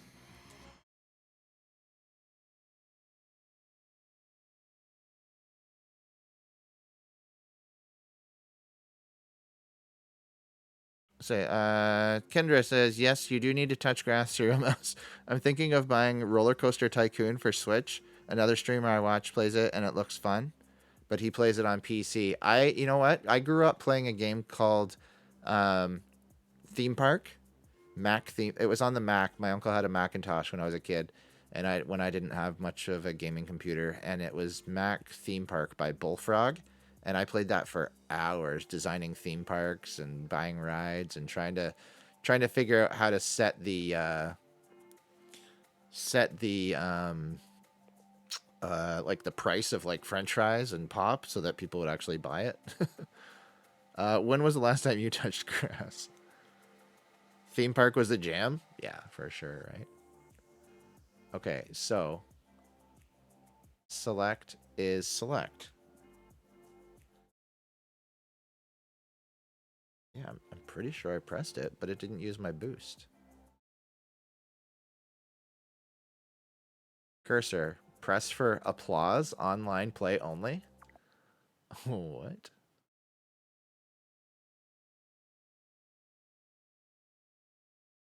Yeah, I have no idea how to do this now, I guess. Oh, okay. Apparently A uses your boost. I assumed that would be like a break or something.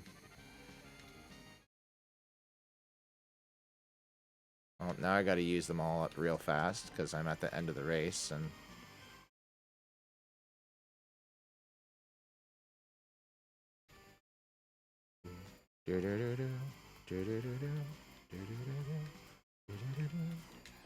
Ooh. We're good. We're all good. We're rocking and rolling here. No problems.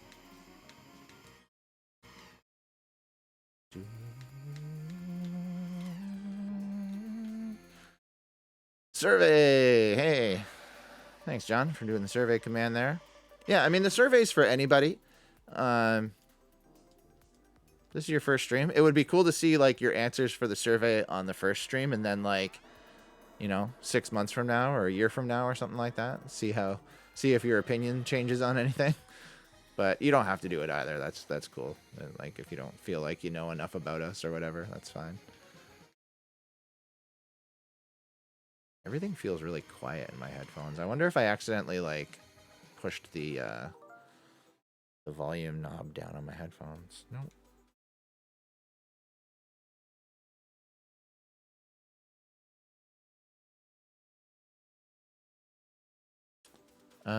The point is I might officially become a gamer, but roller coaster tycoon gamer girly.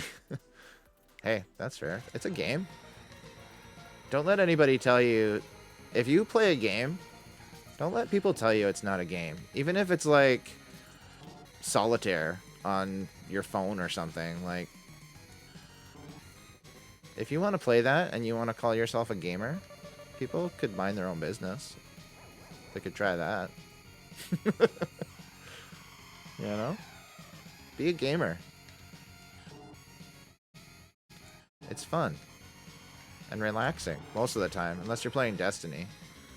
And then I'm like, argh. I told Christian Ninja that that we should play Destiny together because I saw him playing it the other day. But I have a hard time with my Christianity when I'm playing Destiny.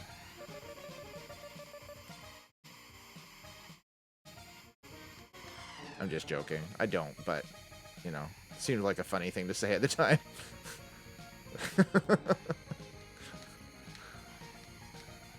Ah. It hurts. Touching the walls hurts. The music in this game is awesome, too. They just added the music from this game to the Nintendo Music app on Android and iOS. If you guys didn't know, there's a Nintendo Music app where you can listen to music from Nintendo games, almost like a Spotify kind of situation. And it's pretty sweet. Like, it works really well. It's got a lot of cool music. And some of the music has like extended modes where you can put it on and you can tell it to play for like 3 hours, and it automatically will like extend it so that the song doesn't just like loop. It's not like it ends and then starts again. They like have some sort of like special ability to like add in like spots to the song to make it longer, which is cool. If you wanted to like listen to Nintendo music and study or something like that, listen to like the extended edition of like the Animal Crossing theme song or something. Oh, that blew me up. That got me. Someone's about to catch me. Don't catch me, bro.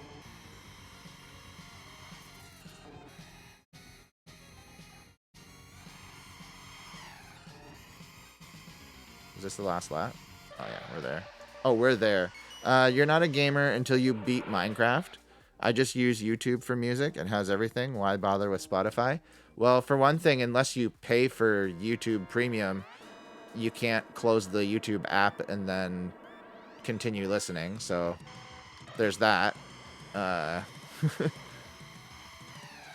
know, there's a few different reasons, but I mean, if YouTube works for you, you do YouTube, and other people can do Spotify, and everybody can just live a nice, happy life listening to music however they want. You know? It's cool. Come on, dude. Get out of my way.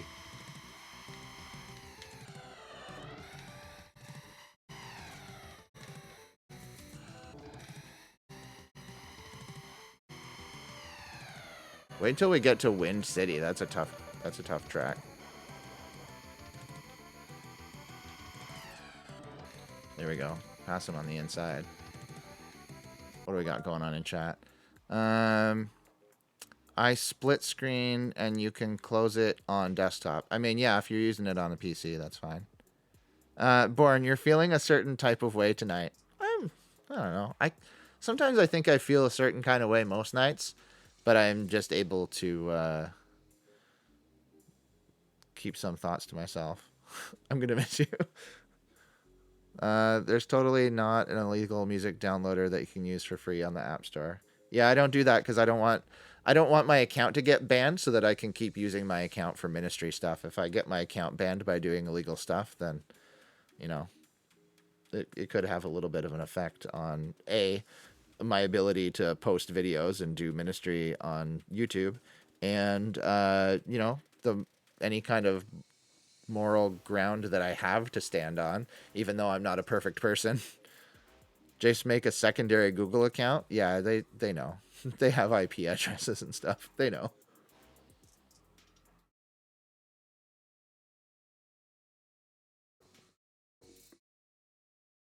Don't sign in. Yeah. So just for anybody who doesn't know how computers work, they would be able to see that you signed in from your main Google account, and then you signed out from your main Google account, and then the same IP address that you were signed on to your Google account with just downloaded a whole bunch of music without being signed in. They'll be like, oh, that's suspicious. That guy's been signed into that computer for the last 2 years with this one account, and then all of a sudden that computer just downloaded a whole bunch of music but not signed into a YouTube account. You might get a little bit of a red flag on your account there. I just prefer, like, maybe just don't do illegal things for the most part. Is what I try. That's one of my like rules of thumb to live by. You know, it's not always an option. But try my best. Try my best.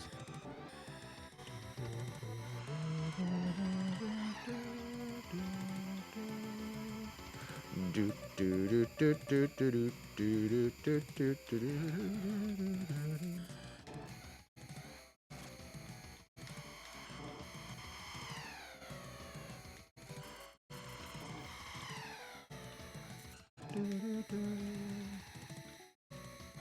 Let's go fast.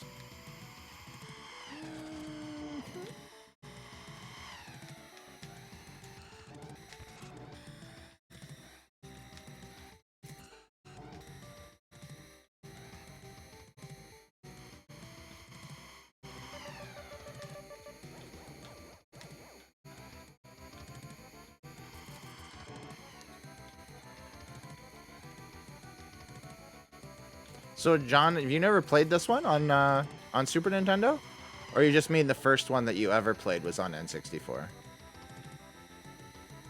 I don't remember. I didn't play the N64 one. I think I made a clip of them. Oh, no, that was the GameCube one. Recently, I posted a clip of where I mentioned the GameCube F-Zero, because they're adding the GameCube onto the Switch, too. First one was N64, but I think I played this one later on. Nice. I think this one's my favorite. Hey, good night. Good night, Serial Mouse. Thanks for popping in. Stream just froze, so I'm taking it that my internet is about to go.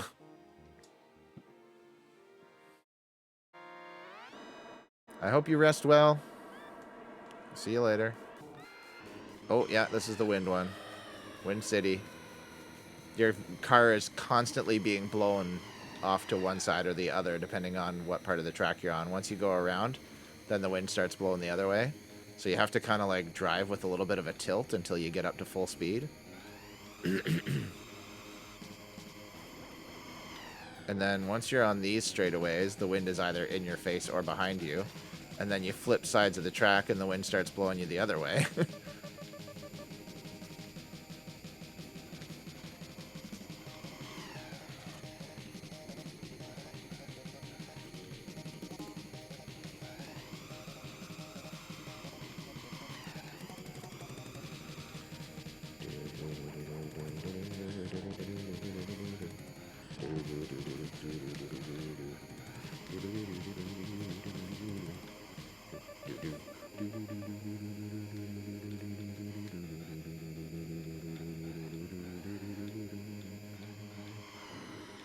Oh, get out of my way, bro. There we go. Uh-oh. Uh-oh. Uh-oh. Okay, we got by him. Whew. That was a close one.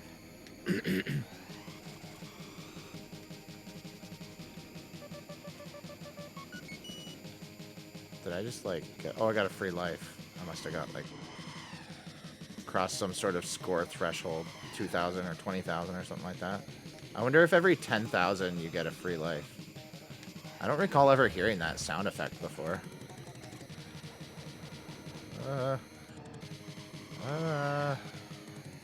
Keep going. Keep going.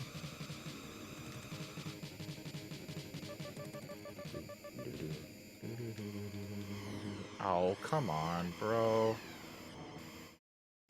He just, like, slammed on the brakes right in front of me. Like, what are you doing, dude? Dude.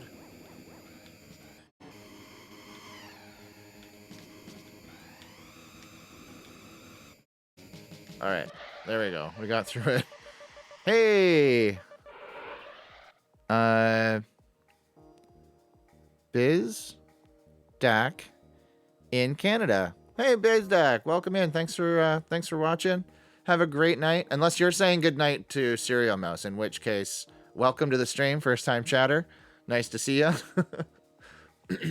John says, I'm going to have to head off soon, but I will see you next week. Thanks for running this group. Hey, no worries, John. We are actually back here on Friday night as well. Friday night is Fortnite night. Saturday night, I can't remember what I said we'd be doing. I have a new schedule graphic. I just need to upload it onto up on Discord so that you guys can be aware of what the plan is. But our new Windows Alpha start, we did Alpha at 8:30. Mr. Trip, you missed it. If you were in the Discord, you would have known, or maybe if you were a board member who I sent the email to. I'm just teasing you. But actually, it did start at 8:30. Sorry I missed it. Had another meeting. No worries. Good night, John. Thanks for stopping in. Alpha is great. Alpha is great. You're right. And I won't let you tell me any differently. Don't think you can just come in here and tell me that Alpha is not great, because I know the truth. Like, you know, tonight you think Alpha is great, but then, you know, maybe another night you might come in here and say it's not so great. But I'll know that that's a lie. Ooh. That's a tight turn there. Okie Dinah.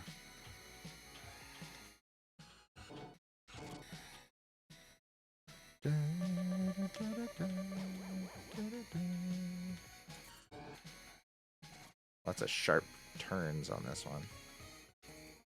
It's a little bit of a shortcut, but those dots are like landmines. They'll explode you. They'll explode you real good.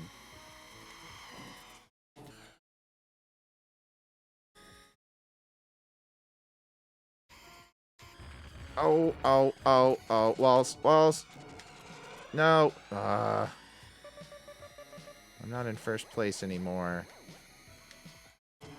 Okay, we gotta race a little bit smarter here.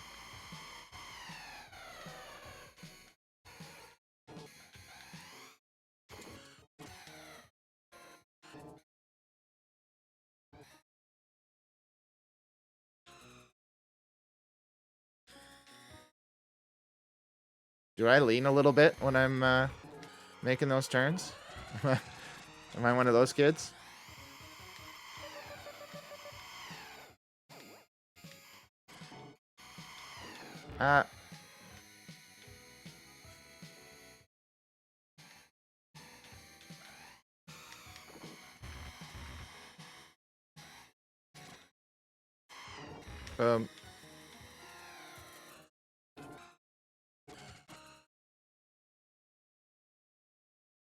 That's great.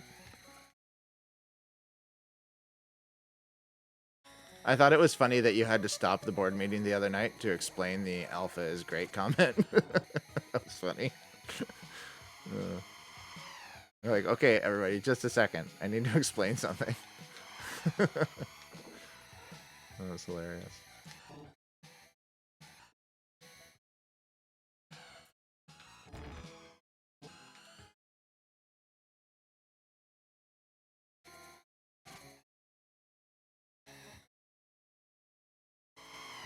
Hey, first place again. Look at that. Look at that. Isn't F-Zero fun, guys? What were we talking about a few seconds ago? Yeah, Bizdak. Is that how we say your name? Bizdak? Or Bizdakin? Or B is Dakin. Yo, everybody, B is Dakin. I don't know what Dakin is, but he's doing it. B is. Have we had this conversation before? This sounds really familiar, but you know what? I could have had a similar conversation with anybody whose username I couldn't read easily. So it might just be me. It might not be you. It might just be me. You know what? Probably it's me, not you. I would guess. That would be my guess. LOL. It was funny. I couldn't resist. I hear you.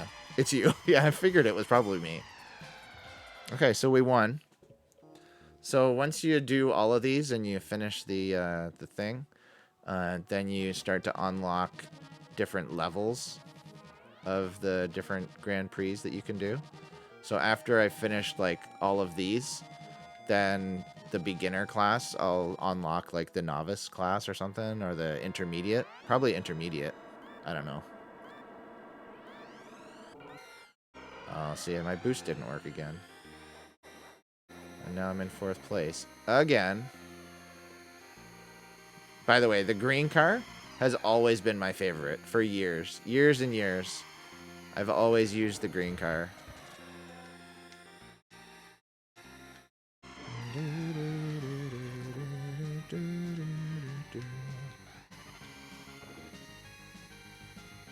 It's just the way it's been. Hi, Trip. Hi, B is Dak in Canada. I didn't fall? What do you mean? Huh? What were you doing? Did you, like, get up to go make a coffee or something and you were concerned that you might fall while you were gone? Oh, I missed the jump. I was going to try and hit the jump and then cut off some of the gray stuff corner. All that gray stuff slows you down if you drive over it. It's like gravel or something.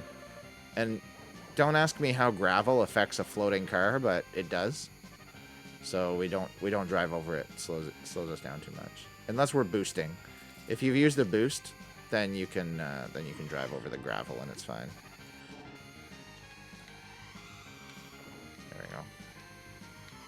Oh, that guy made us miss it. So now I've used a boost there, so I was able to take a little bit of a shortcut. But I say it all the time. Supersonic. Hi, Trip. And I thought... I see. I get it. Oh, boy.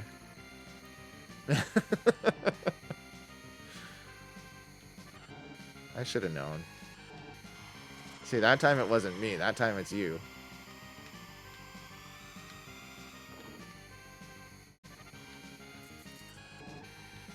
It wasn't my fault I didn't understand that time. I'm blaming you. Yeah, it's definitely you. I'll have to explain that at the next board meeting too. Yeah. We should just have like a standing agenda item that's always like, what did somebody on stream misunderstand this week? What joke didn't somebody get on stream this month or whatever?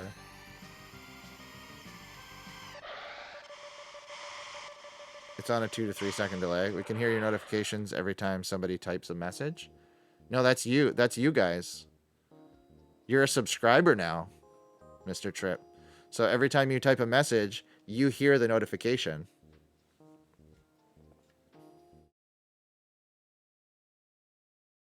From you. Only subscribers get that.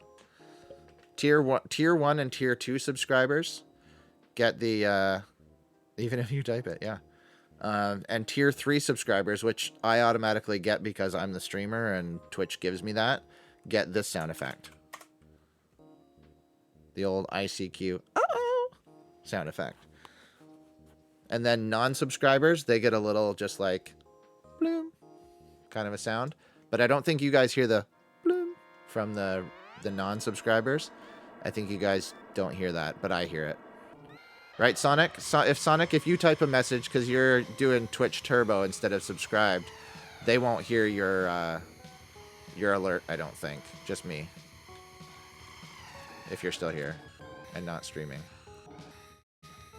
Yeah, I just heard that. Did you guys hear that? The little doo-doo. I don't hear anyone but mine. Well, you're the only one chatting in the last, like, 10 minutes. You and Sonic.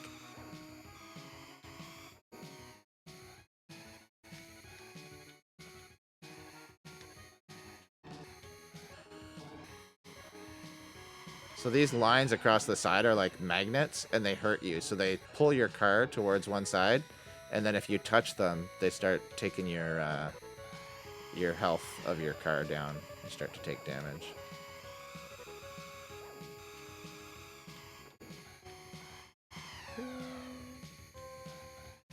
Oh, I recognize this song. I don't remember. I didn't see what they called this track at the start, but I'm pretty sure it starts with a P.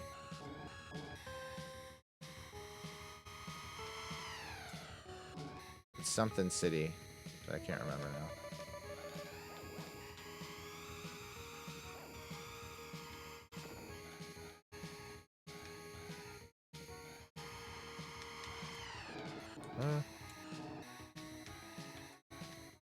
This game is a lot of fun, actually. Tons of fun. It handles really well. And so, you know, guys, this was actually going to be the sequel for Mario Kart. They were like, Mario Kart was such a huge success that they wanted to make another racing game. So they considered making a sequel to Mario Kart, and then they scrapped that idea, and they were like, what if we made something that was like way faster? So they used the same kind of technology, the layer 7 graphics or whatever you call this, where they can tilt it down and kind of make the track like a little bit 3D. And they took that from Mario Kart and they added it into F-Zero, and they made it really fast, and then they made the cars futuristic, and they were like, you know what, this is actually pretty good. But it's just amazing to me how well the cars kind of like handle. Nope, okay, I'll be quiet. Shh, not talking. LOL.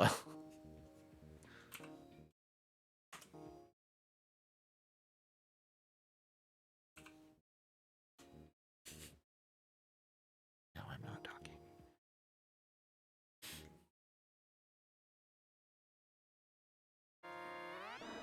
Ooh, Red Canyon. Yeah. Well, at least I didn't get like the false start boost thing going on like I did on the last race.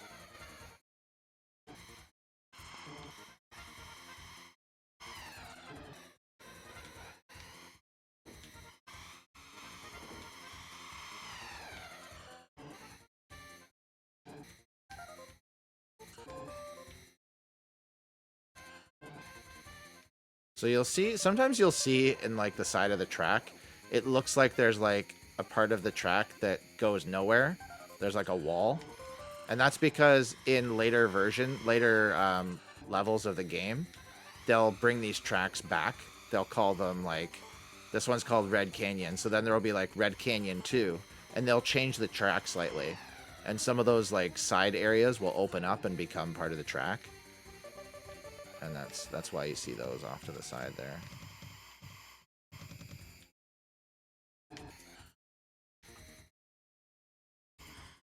Oh, almost didn't make it.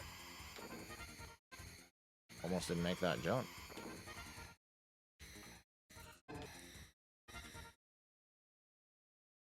Oh, I'm out of boosts. Okay, whatever. Fine.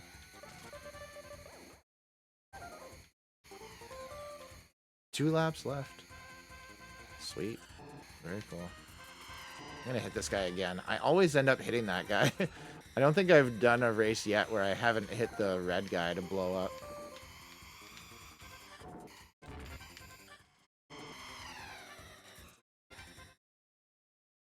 Yellow guy's catching up with me.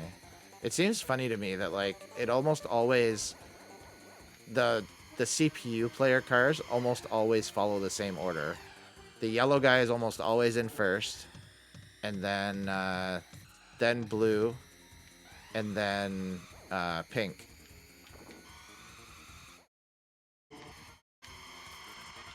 And it's funny because blue is Captain Falcon, and he's kind of like almost the main character of the game. I would have expected him to be... No!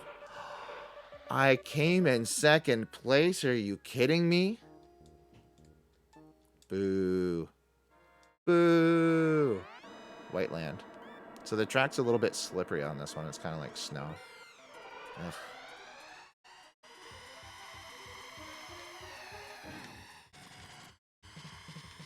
So you gotta drive a little carefully. Lots of like, careful. You know, that kind of thing. I think I made that other guy just blow up.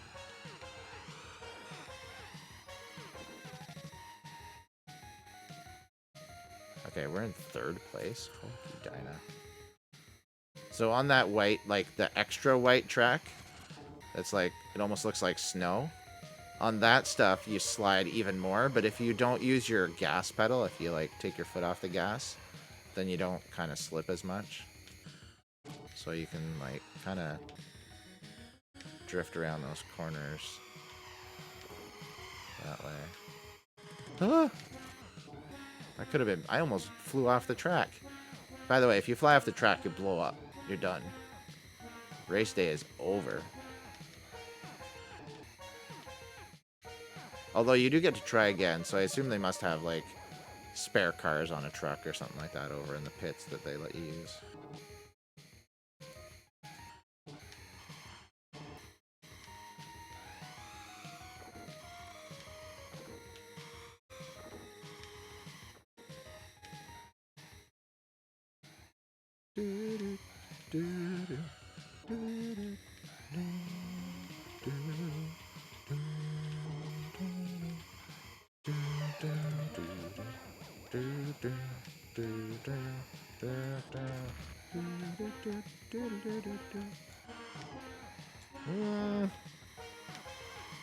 Yep, there's that guy again.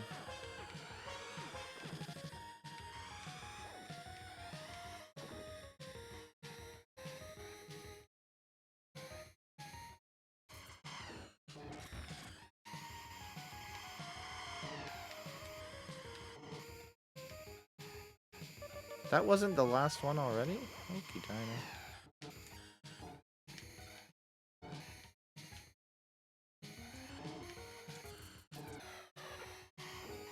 Oh no! What? How did I manage? How did I manage? Okey Dinah. Wow. Oh no. Oh no, no, no, no, no. No, no, no.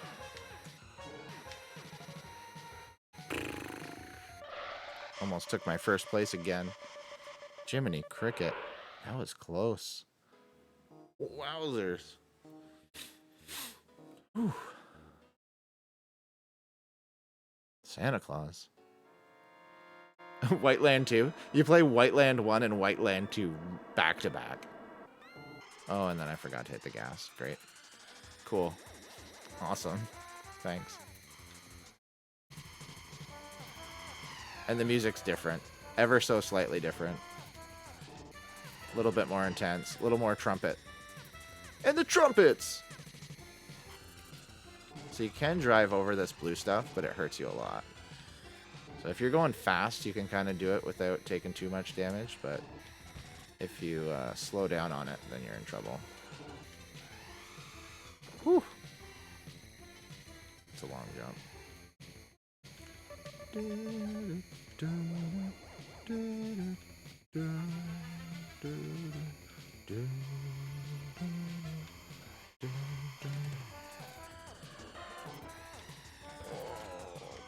Boy, howdy.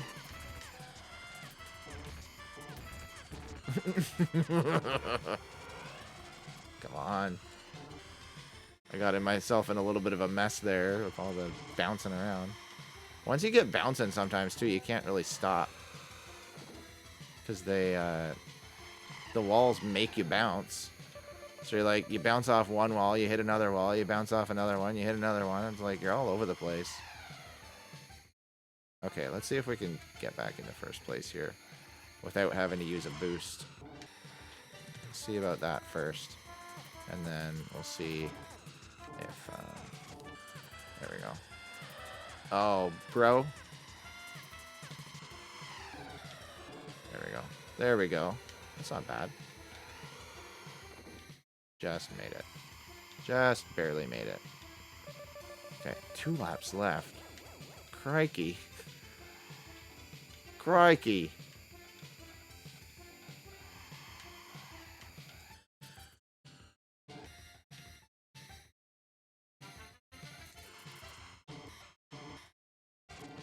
Just listen, it was either run over the blue stuff and get hurt, or run into the exploding car and get hurt. I chose the blue stuff.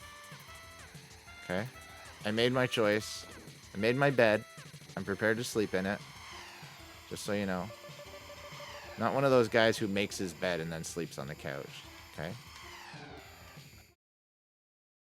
If I'm gonna take the trouble at all to make my bed, for whatever reason anybody might make their bed, I don't know why, because you're just gonna get in it and ruin it again the next night.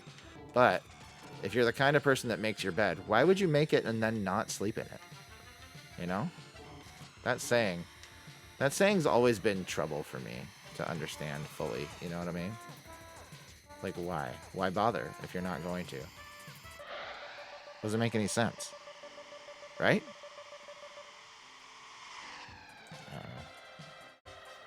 There we go. First place overall in the queen level or whatever. Is it like... I don't remember how they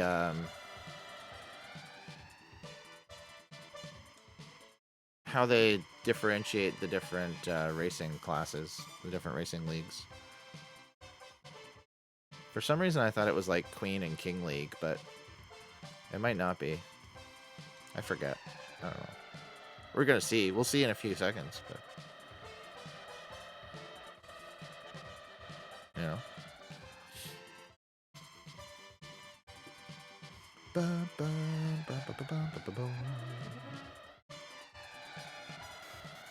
Yeah, good old F-Zero.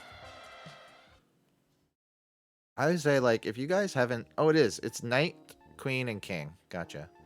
So then when you play, it'll tell you if you've set a new record. And since I'm the only person that's played on any of these, I set records on each of the tracks for someone else to beat later. And now let's do the King League on beginner. And then once we've done all of them on beginner, it should open up the intermediate difficulty level. And I think even we might even get another league after King. I can't remember what it's called though, like Special League or something. They learned some lessons from Mario Kart, I think. I think they were like, you know what? Actually, this thing that we did in Mario Kart worked really well. Let's keep doing it. So this is Mute City 3, I believe. It's got bombs everywhere, all sorts of stuff to make you explode, which is just great. It's just fantastic. Who doesn't want that, right? We're in 3rd place.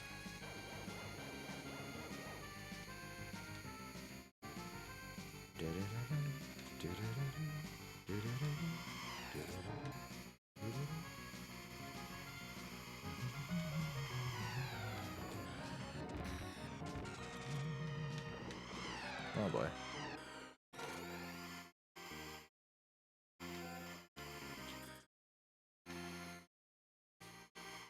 Oh, he bumped... Okay. So when they bump into the car in front of them, they go flying backwards. I took that as the guy slammed on his brakes, but I think he actually just bumped the car in front of him and immediately, like, lost all momentum. And that's probably what happened. But I blamed the other guy before. I was like, what did he do? Slam on his brakes, like, right in front of me? Why? Nope, that wasn't it. It was just because... Oh, it looked like that guy was aiming for me. That wasn't fun. That wasn't nice. I like the, I always thought that that thing up top that heals you looked like a taxi cab. I'm like, why is a taxi cab, like, hovering over top of me, giving giving me like healing energy waves. What's the point of that thing? Who hired the taxi driver to do that? The Relaxy Taxi, maybe. From Friends. Final lap. Let's get a little bit more health from the taxi. It's not a taxi, silly. Huh? Sometimes you gotta like clip a corner here and there to make things interesting, to get past other racers that are gonna ruin your whole race by bumping into you and making you smash off of like 16 walls back and forth. You know? Do we set any records? Oh, our last lap was a record. That's pretty good. Deathwind 2.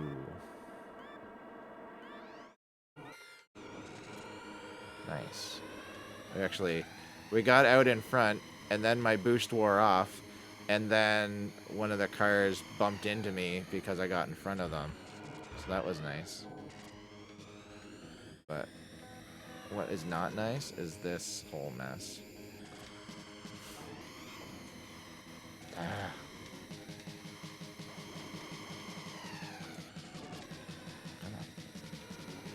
No, but like, actually, the physics in this game work really well. Like, when you clip somebody or bump into somebody, your car kind of reacts how you would expect. Once you start to learn the controls and the dynamics of everything, like, it's actually really well done for a Super Nintendo game. Like, racing games, you know, back in the day, don't get a lot of, I don't know. They didn't get a lot of things right from a physics, damage, reaction, things bumping into each other kind of a standpoint. I think a lot of older racing games kind of drop the ball on like how a vehicle should react when it does something. But F-Zero actually kind of like feels kind of like it nails it a little bit, you know? Oh, accept this. Accept this. Stop. Oh boy. Hokey Dinah. We're gonna have to use a boost here right at the end to like take the lead back.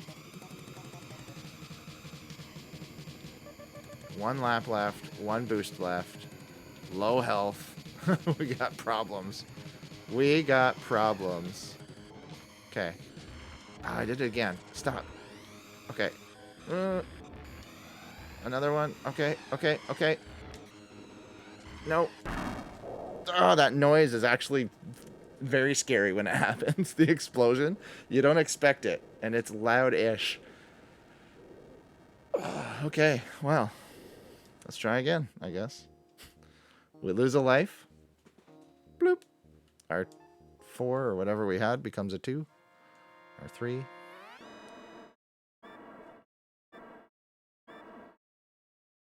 There we go. Now we got the boost. Okay. Have we learned any lessons here? No. We haven't. I still am not exactly sure how I want to handle these corners. I don't like them. There we go. That was a little bit better that time. We're just gonna use that wall for like a single bump. A controlled bump. When we try to take that corner, we're gonna do one little controlled bump, hopefully. And then come out of it okay. You know? It's a strategy. Trust me. Trust me, it's a strat. Okay? We're gonna do boop, boop. We're gonna get a boost. We're gonna do boop, boop, and get another boost, even though we didn't necessarily want to do that. We didn't need to use the controlled bump there because we weren't boosting through that corner. And now we're gonna get around this pink guy because he's frustrating me.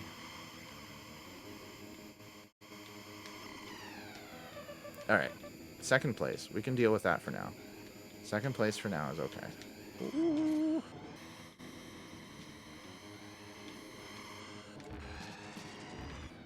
Spend so much time, like, running into those walls. Okay, controlled bump. There we go. See? See how it's done? See how it's done? There we go. All right. Controlled bump is the way to go, guys. I'm telling ya.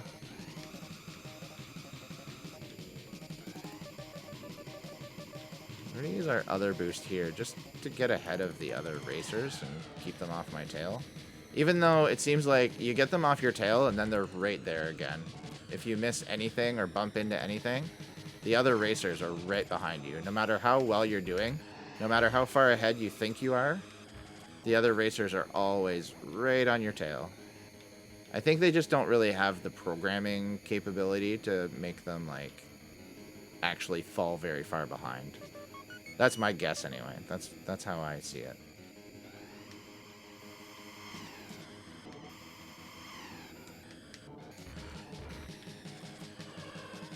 Stop it.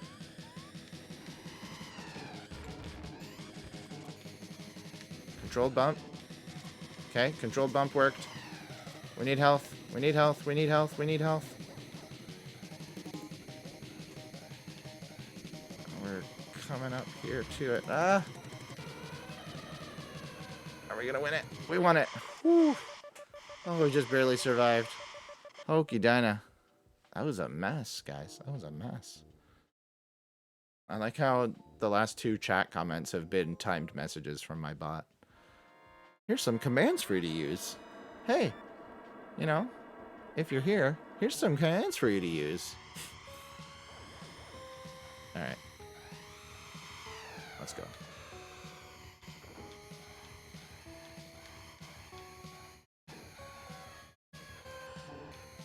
That sounded like complaining, probably. I'm not. I wasn't complaining. Don't worry about it.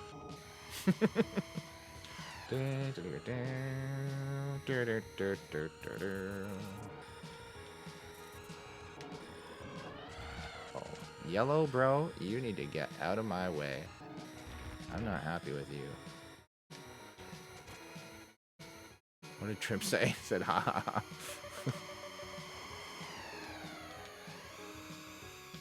Ah!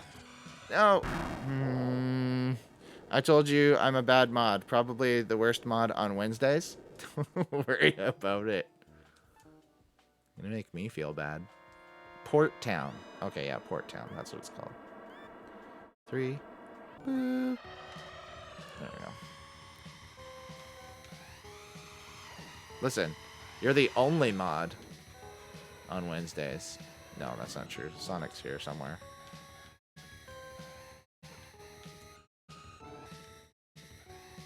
I was going to play Stardew Valley, but it didn't start downloading there. Or it needed to download. And I was like, nobody wants to just sit and wait for me to download Stardew Valley, so I figured I'd play this. Plus, John suggested it, so I figured, hey, let's play this game, because it's fun. And John was here chatting with us and made a recommendation, so we did it. So take that. If you don't like F-Zero, then tell me why don't you like F-Zero? Let's have a chat about it. You can tell me. I'll be nice. I won't tell you that your taste in games is the worst. Probably.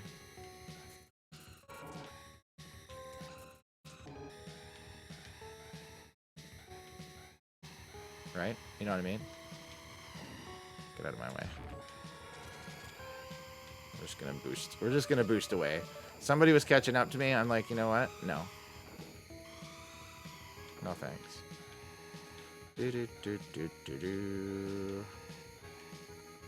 I'm curious what my top speed gets up to. Like, I'm seeing like 400 and stuff, but it'd be interesting to see like in a straightaway.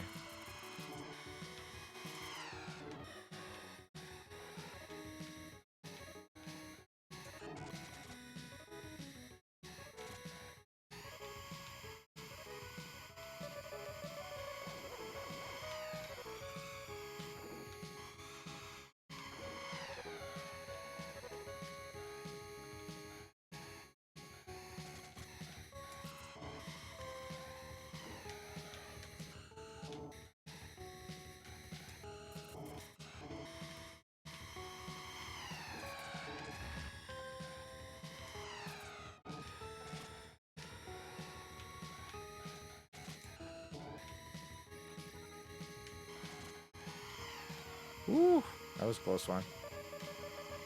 Final lap.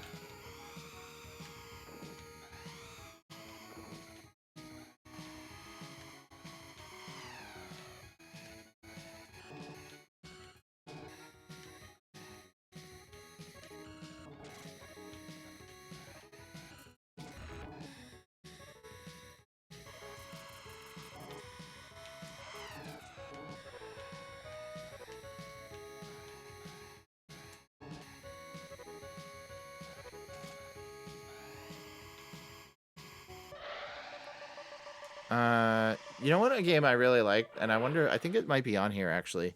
It was a game called Top Gear 2000, where it was like a car racing simulator type game where you actually raced like cars with wheels, like Ferraris and things like that, but you were racing them like on different planets, and you could like upgrade your car and buy new wheels for it and stuff like that. I really liked that game. That was a lot of fun. What's this one called? Like Red Canyon 2 or something? One of these has like a whatchamacallit? Like a place where you can take a shortcut. It's right there, but you have to have a boost to do it. You can't make it without a boost. And if you don't slow down properly at the end of it, then you can just like run into the wall at the end and cause yourself to do a bunch of weird bouncing around and spinning out stuff. Hey, we got another free life. Look at that. Would you look at that? So we're going to save our boost, and we're going to use it at that shortcut. We got to get ready.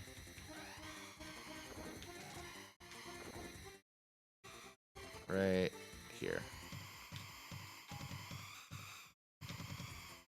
Nice.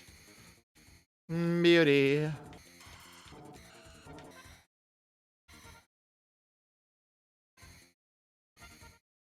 Right? Wasn't that cool? Come on, guys. Wasn't that cool? Why do I have so much of this game memorized? Like where the secret jumps are and stuff. Listen. It's only been like, I don't know, 15 years since I played this last.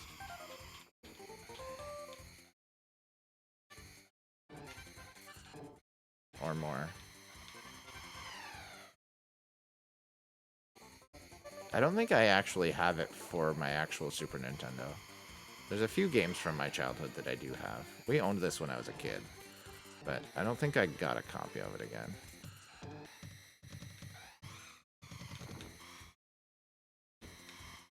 Huh?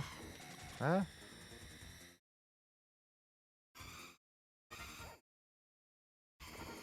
You're much better at it than I'd be.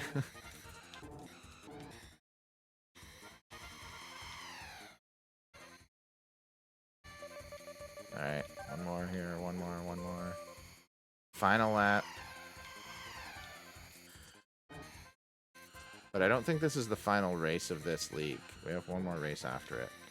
And I'm hoping it's not another snow one. I don't really like the snow ones, you know?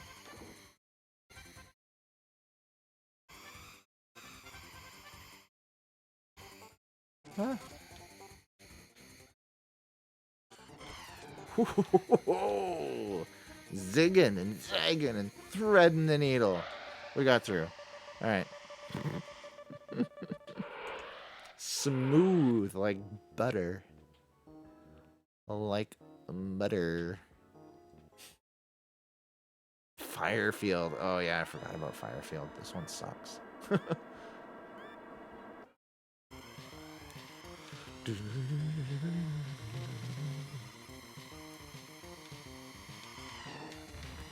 Mines everywhere. Another one. There's pretty much mines throughout this whole entire track, which kind of sucks, but you know, whatever. I may not win this one. I might either crash out or place out on this one, depending on how things keep going here, how things progress.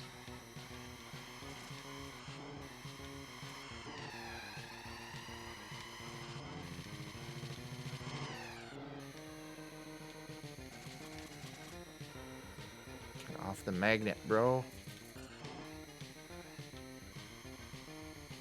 Alright. 4 laps left of that. Ugh. If you get a straight line, you can just go through, but if you can't manage to like straighten yourself out before you get through that space, then you kind of wrecked. Kind of get ruined. You can do some strategic bumps there too, if you want.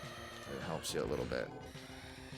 If you cut the corner just right and bounce into the wall before, and then let go. So you bounce backwards, and if you bounce backwards and then hit your gas again, you can actually kind of like launch yourself forward again at like a new angle.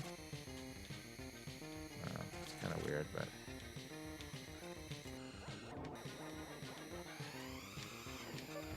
that's actually the better way to go. You can get some of your health back and get a boost to bring you up to this corner.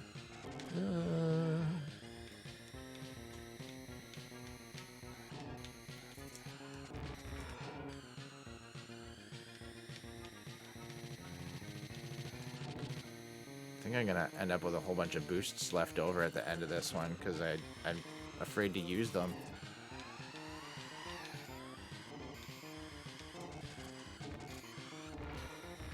Stop it. Stop it. Yeah, I'm going down.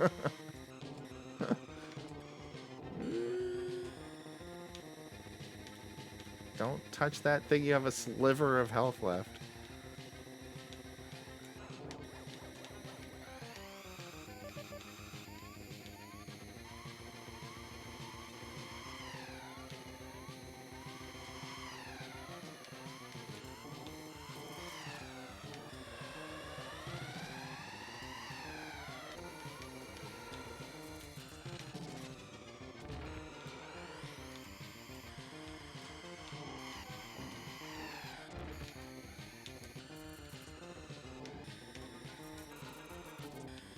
Ooh, I learned how... I wasn't looking at my health bar. I was like, ooh, I learned how to take that corner. I learned how to take the corner, guys. No, I didn't. No, I didn't. And I blew up. All right, I think maybe we got this. Okay. All right, we want a straight line. Straight line through the mines here, except if somebody bumps into you, in which case your whole straight line gets ruined. And you get messed up, and then you can't do anything. So, we'll just say, don't worry about that. Okay, second place. Second place isn't too bad for now. I think what would be nice is if we had second place and a lot of health going into the last lap, at least. Then we could be like, oh, look. We got second place and lots of health. We can afford a few like bumps and stuff. We can afford a few shortcuts and different stuff to like get us through. You know what I mean?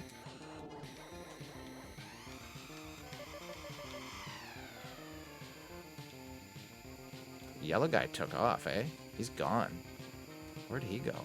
Okey Dino.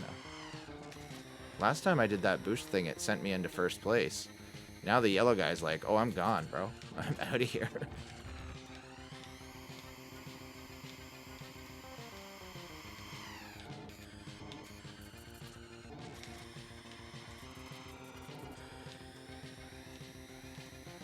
Okay. So my strategy, second place with a lot of health, could continue to work out here. Just have to, you know, keep racing. Keep not bumping into stuff. And we should be alright. Let's keep it up. Let's keep it up. Let's keep it up. Let's keep it up. And if we do make it to the last turn there with some health left, then we won't need to worry about taking the side of the track that has the healing thing on it. And we can take a little bit of a shortcut and wind up, you know, in a race for the finish line with the yellow guy. If he's still in first, which I imagine he will be.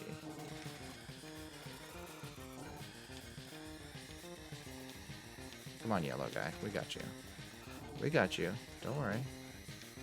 I I see ya. Are we on the last? We're not on the last lap, I don't think, right? We have one more lap left, but you know what? We're gonna try this anyway. 2 laps left. Yikes. Yowzers.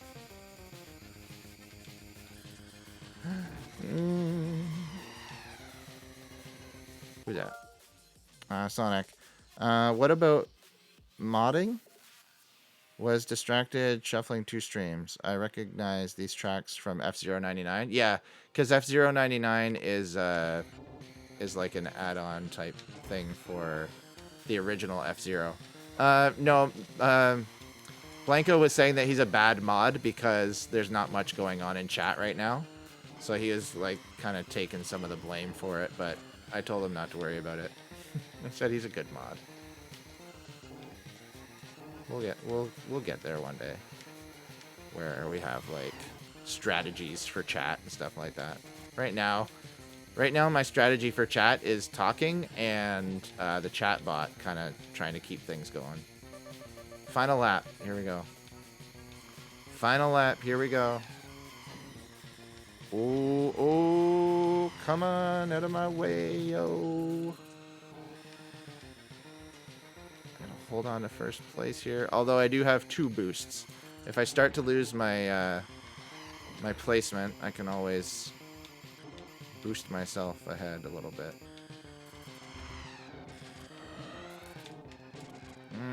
Bad. That's bad, bad, bad, bad, bad.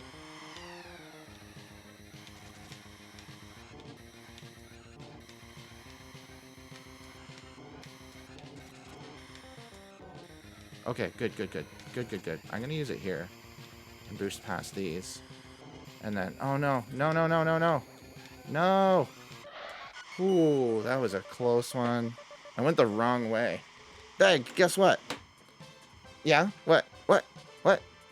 Just Blanco with the self-deprecation. Yeah. What's up? Alpha's great. Listen. If Alpha's so great, never mind. Never mind.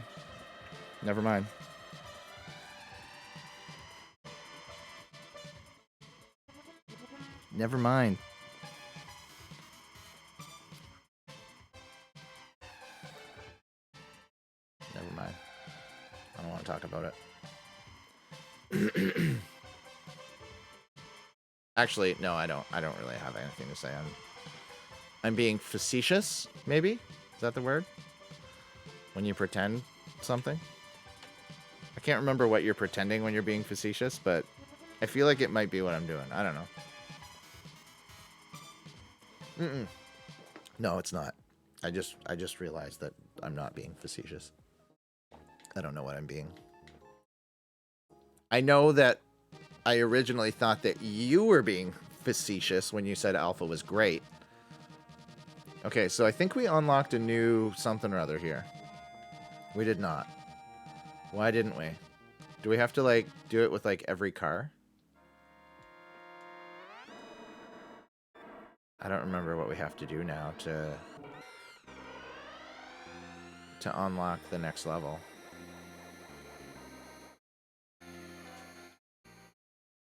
Do you have to come in first place in every single race, maybe? Because I did come in second place in one of the other tracks.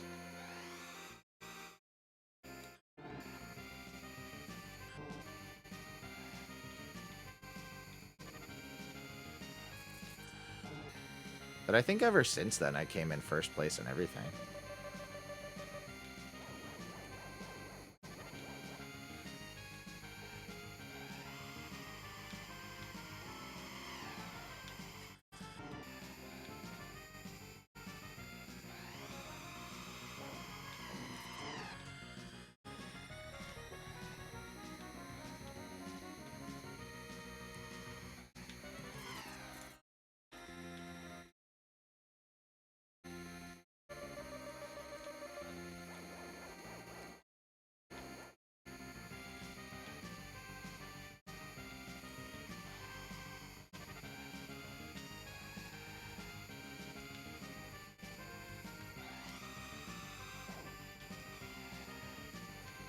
I've been told, like, in the past, trying to do like research for like how do you keep chat active and stuff like that. Like, one of the things is keep talking.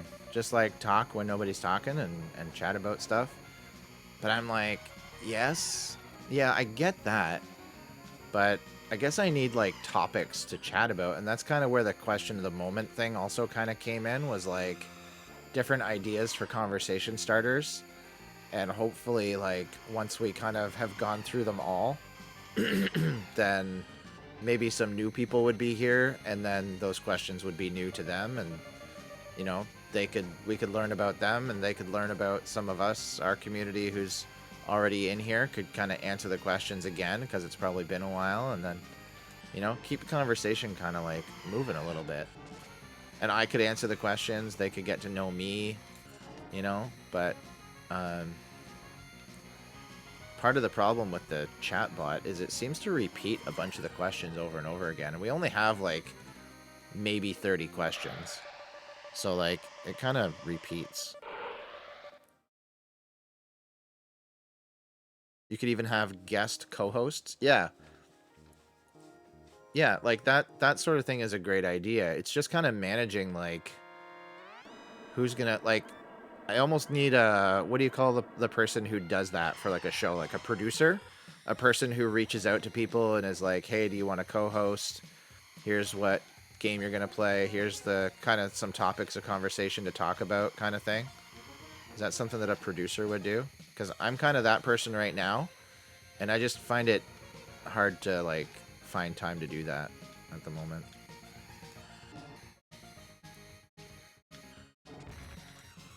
You have a great producer? Alpha?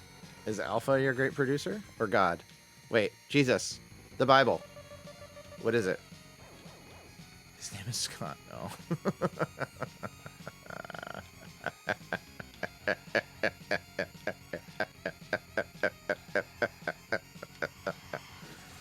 That's my impression of the little, like, laughing bag thing in the Joker's pocket at the end of the first Batman movie with Michael Keaton when he falls off the building and they find him lying on the ground at the bottom. He's got a little sack in his pocket that laughs.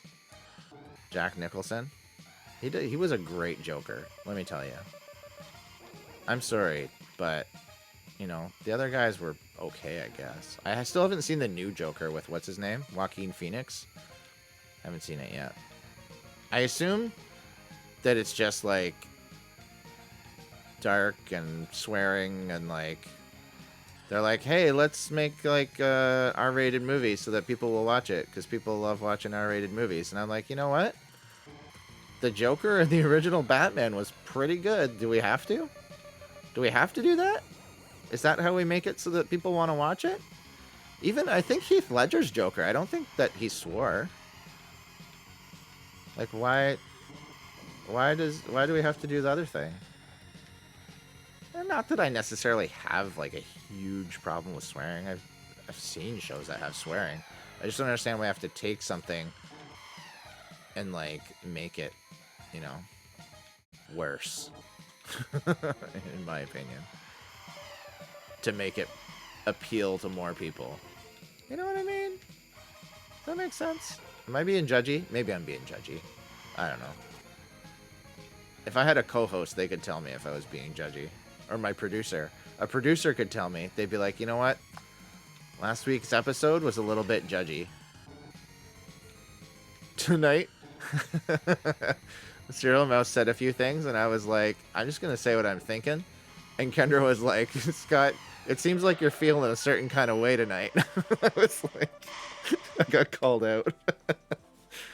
I have a great producer. His name is Scott. Oh, by the way, I need to talk to you about something. Because society wouldn't understand non-cuss words. Oh, maybe, yeah. Christian Ninja did not stream today. I didn't miss a streak. Oh, did he have something going on and he canceled? He usually posts about that in his Discord when he has to cancel a stream.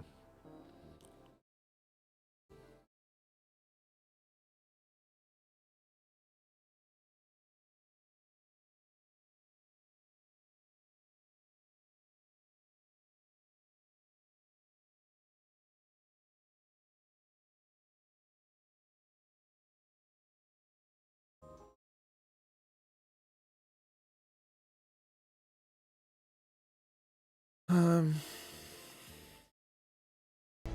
missed it because you worked. Yeah, but he wouldn't have missed it because of work, because it is his work.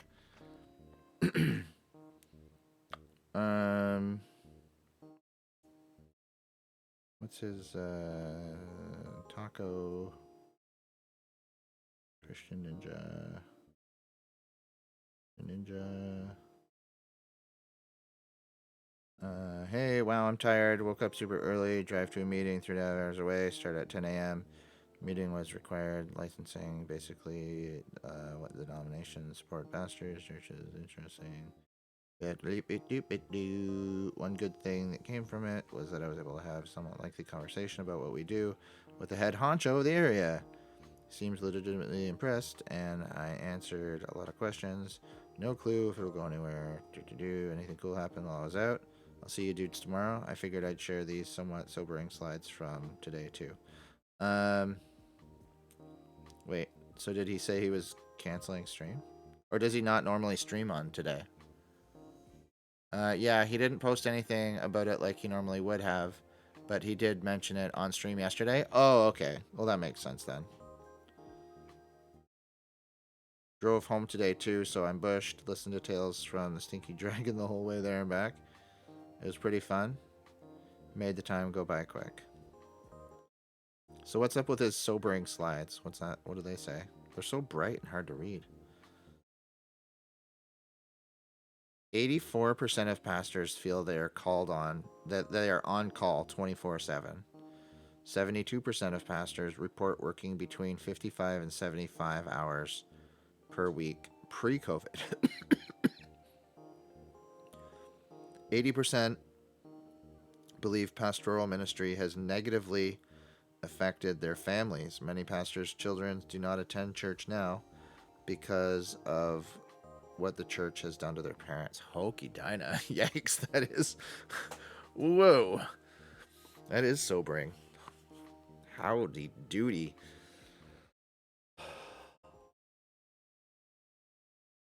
What do you do with that information? Like... You know, I'd be like, well, hire more pastors. If your church only has one pastor, get a second one so that they can, you know, take turns handling stuff and spread the work, spread the love. 87% of all stats are made up. Does that include that one? Okay, good. This is from statistics provided by the Fuller Institute. George Barna, Lifeway Schaefer Institute of Leadership Development, Christianity Today, and Pastoral Care Inc. 2022.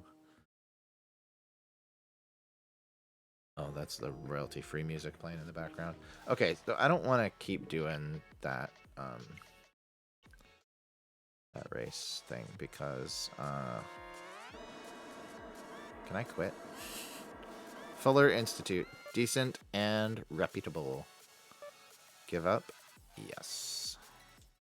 We're totally gonna give up because I want to see how do I unlock a new course.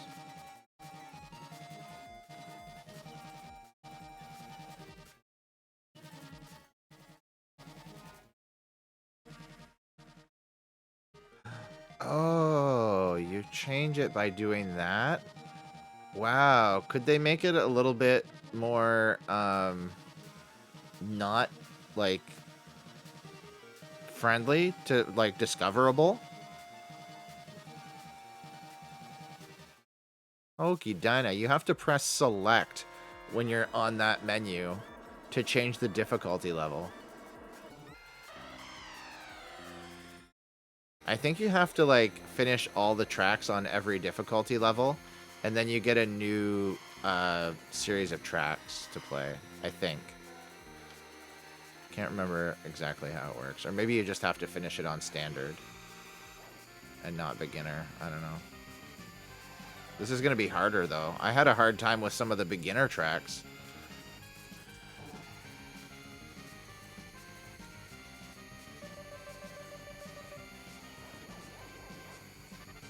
You know?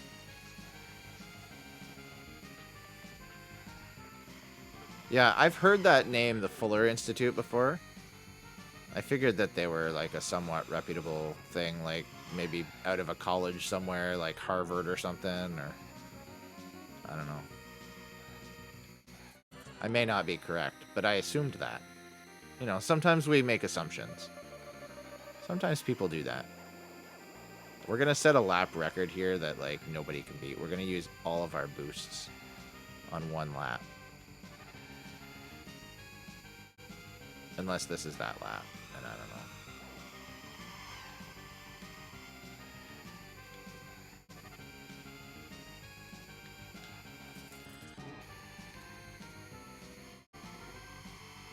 Nope.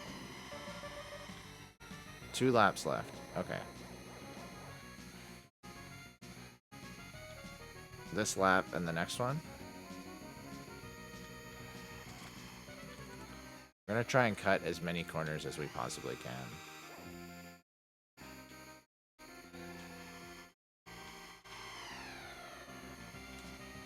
Without them slowing us down too much.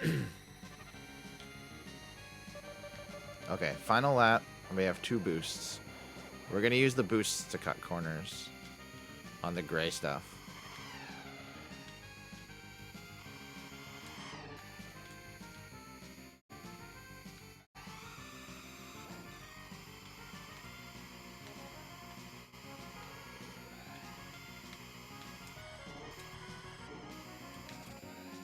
There we go.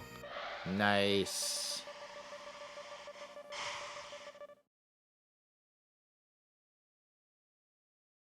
Yeah, that last lap's gonna be fast. Boy. Let's see if we can save up 3 boosts and get a super fast lap on this one. You know your first lap isn't gonna be your fastest ever, because you have to start out slow and get up speed, and then you get to go past the finish line at full speed on your second lap. So your first lap can't ever be as fast as your second lap, I don't think, unless you slow down going through the finish line and purposely make your second lap slower, which would be silly. You know what I mean? If I draft, do I get speed? Oh yeah, you get speed if you draft, guys. That's good.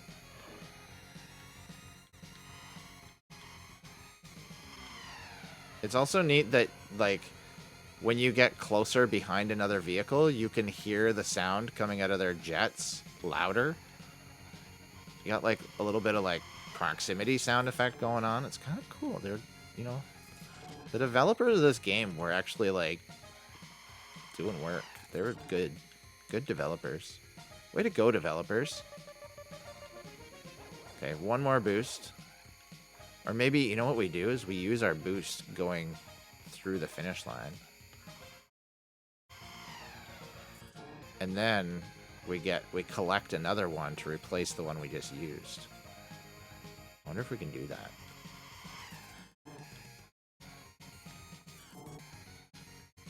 We can collect 1 more. And then we use it.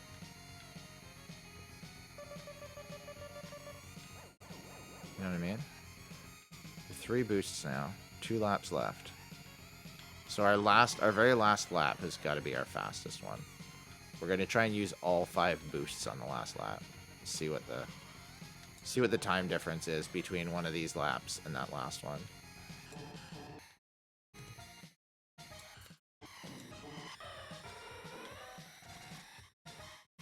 Chances are, though, we're actually going to bump into a ton of stuff on our last lap.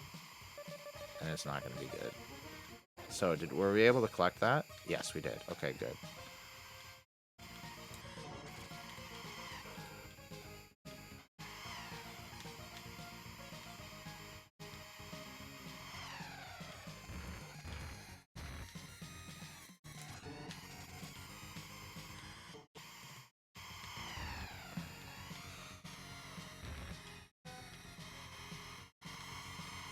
We're actually going to lose this one because we did that. Okay, so I looked it up, and there's no more tracks apparently, but there is a master class that you can unlock by completing any league on expert class. Oh. I don't want to do that. That sounds terrible. I thought there was more. Maybe I just missed out on it. Maybe I didn't remember as many secrets as I thought I did. But I felt like there should be more secret jumps in more tracks. And I only remember doing like one there in that whole thing.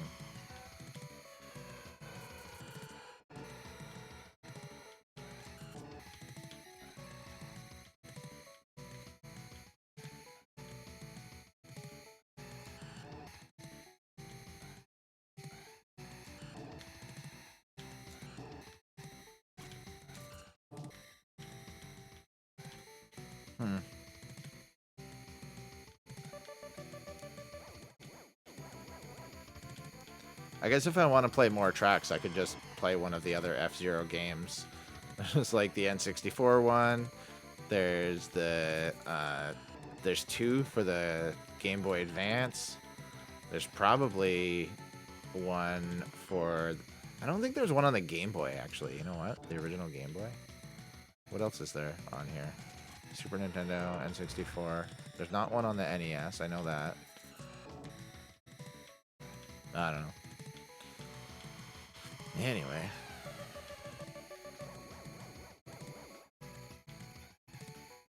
Thanks for looking that up, though. That was helpful. Now I don't have to wonder. Now I don't have to play this the rest of the night until like 2 a.m. to try and figure it out. Only to find out that there's not more tracks. How disappointing would that be? What kind of life? What kind of life would that be? You know? Ow. Stop it.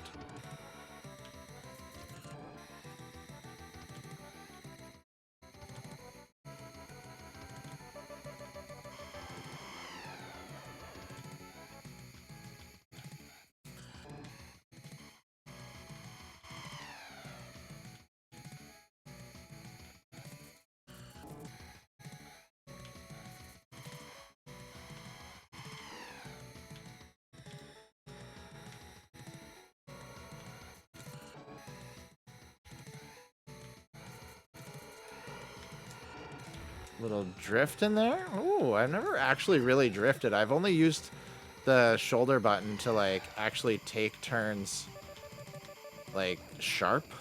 I've never actually used it to drift around wide turns, but apparently you can, because I just did.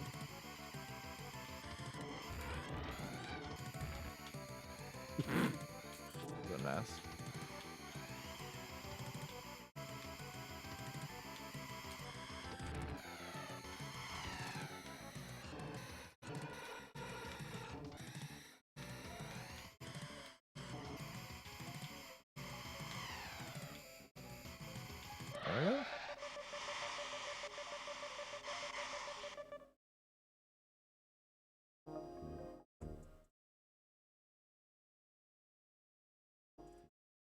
So most of our times were over 34, 33 rather, and then we were able to bring it down to 31.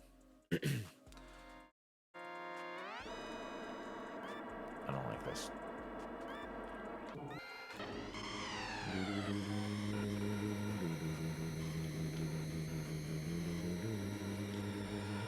I also feel like I remember there being more Deathwind tracks than just the 2. But I don't know. I could just be misremembering. Definitely an option. Me having a bad memory is always an option. Well, it's definitely spring. My allergies are going bonkers. Oh, I hate that. I hate allergies. I hate your allergies for you, too, on your behalf. So, just so you know.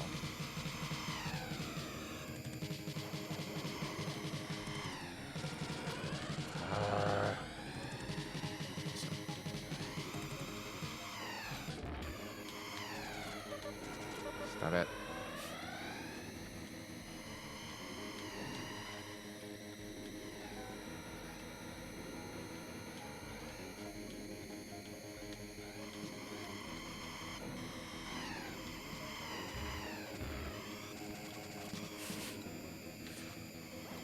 I feel like I'm not even trying to like race like sensibly now. Just like hit everything.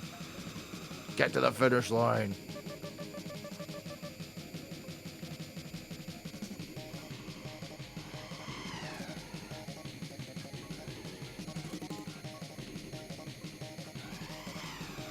One of these days, one of you guys is gonna tier 3 sub, and then I'm not gonna know what to do when I keep hearing those sound effects. I'm gonna think it's just my chat bot.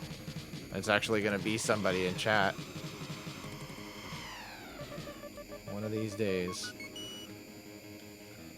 By the way, I'm not asking for anybody to tier 3 sub. I wouldn't do that to anybody.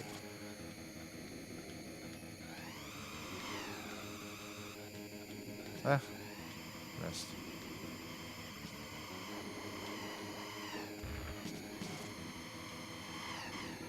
Why is that guy just sitting in the middle of the track spinning out? Okay, guy now. I just think it'd be funny. You know? Silence.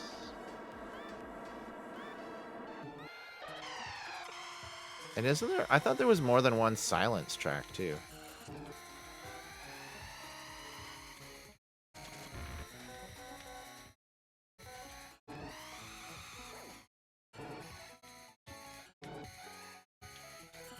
I thought there was like a silence 1 and a silence 2, but maybe I did do silence 2 and I just don't remember it. I do have a terrible memory, as we've discussed already.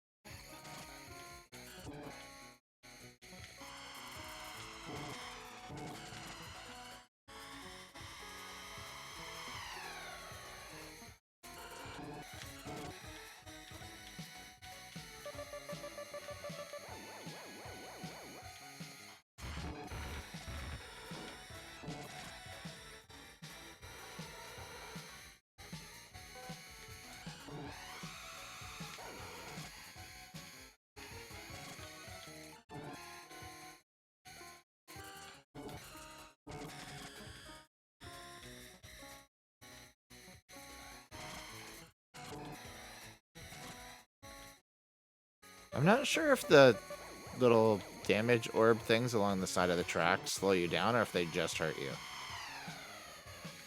I feel like I don't want to find out, you know?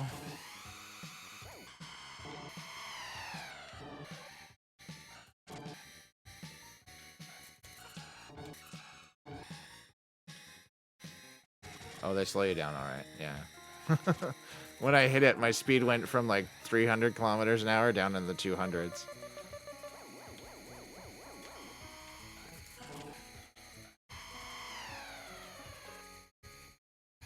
So it's like, how much time does it save me? Does it save me more time to go through those and cut the corner sharp?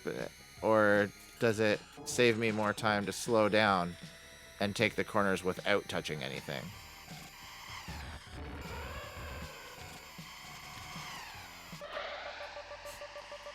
I don't know. Do, do, do, do, do, do, do.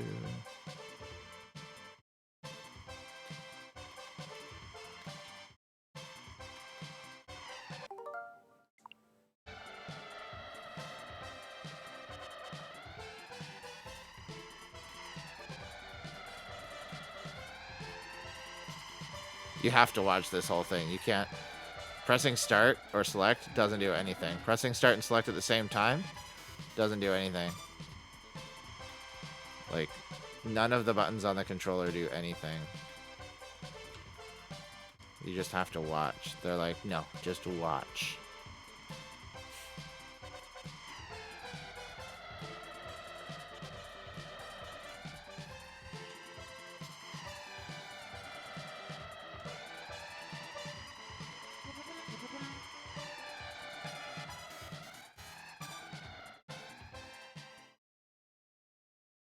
Oh, we set records on all of them. Very nice. Very nice.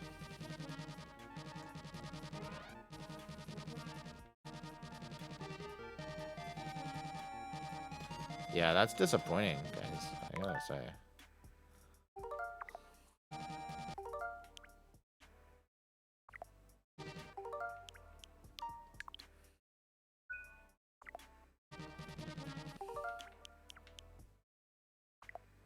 We're after 11 o'clock now, so it's probably a good time to start to get ready for bed. You know what game I absolutely love more than F-Zero? And a bunch of other games that are on here? I mean, there's some good games on here. But what's actually the best is Super Punch-Out. It's amazing. It's actually incredible. Super Punch-Out is just a masterpiece of a game. Apparently, I've already been playing. I have a Born Again G.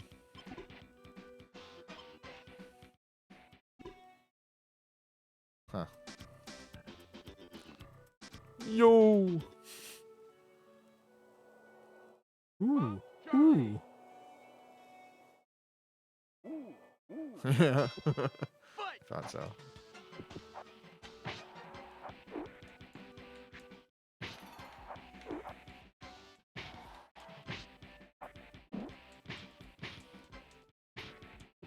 Forgot which buttons are punching.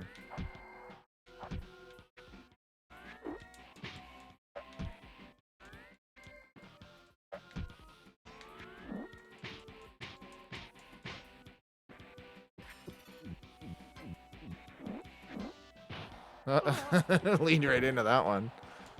Okie Dinah. How do you play this game even? There we go. We got our rhythm back.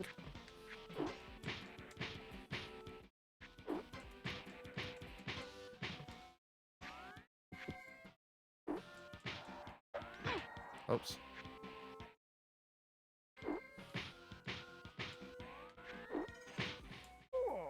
Oh.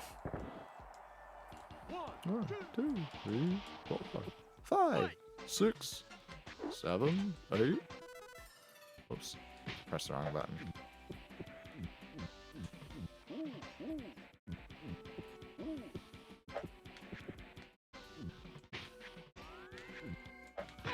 Oops.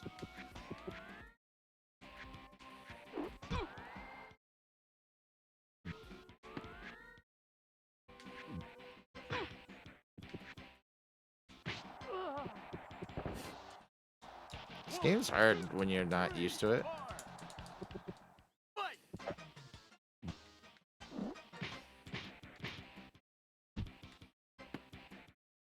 I forget what button to press to do my super punch.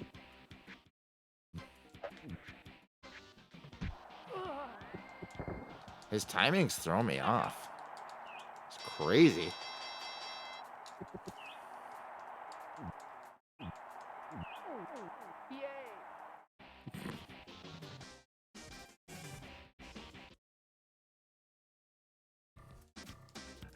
Bob Charlie.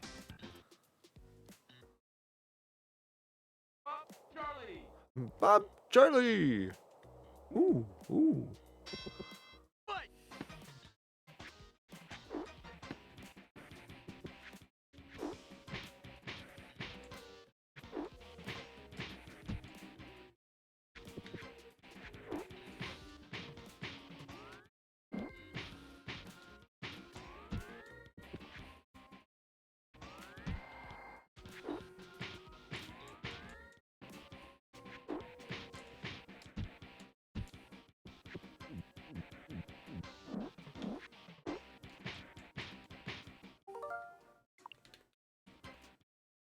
I can't remember what to press to do the super attack.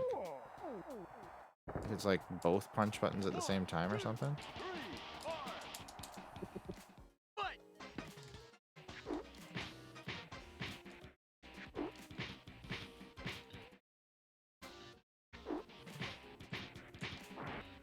Oh, there it is. Nice. We got our super punch down pat. Remembered what to do for the super punch. 6.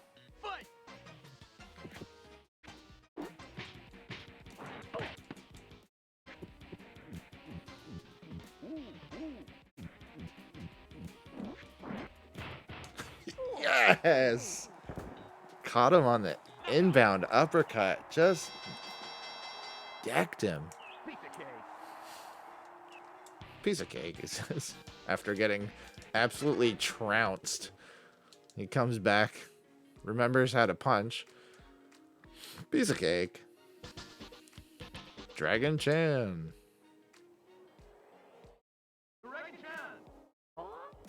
Huh? Huh?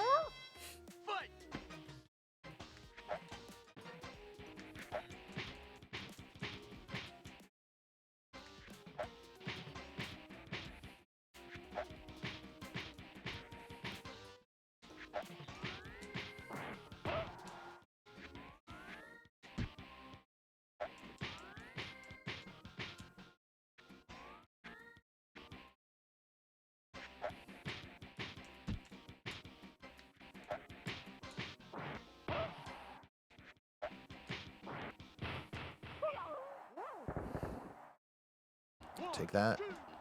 You know what I really like when you do a super punch to their gut when it's their like last thing. Oops, moved to the wrong corner. I ducked the wrong way. That guy, he takes you out like one hit, you're down.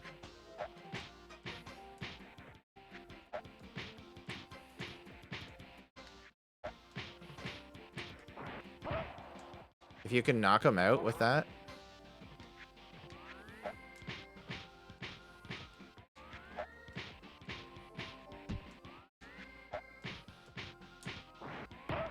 Then you can send them flying to the into the corner with an uppercut into the stomach or like a super punch to the stomach.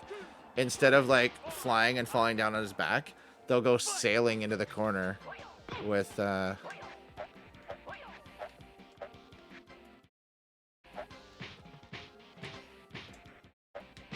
oops. Oops.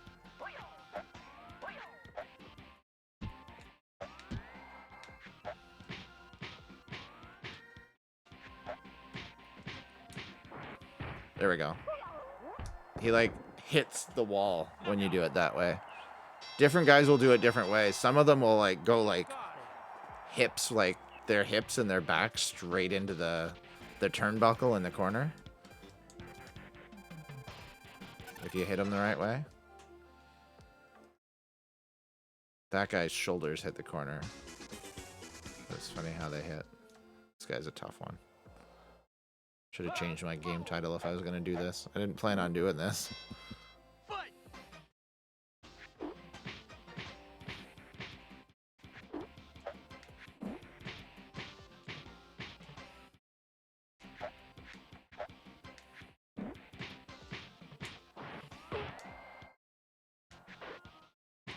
Spit in my eyes, dude.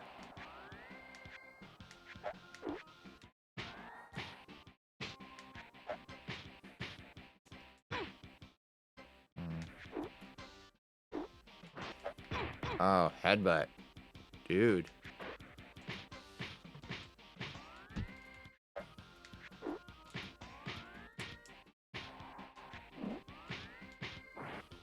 There we go. Yeah, straight back into the corner. Then he falls down. I like that. Oops. Ah. You can't see what's going on now. You're all like blinded. You got spit in the eyes.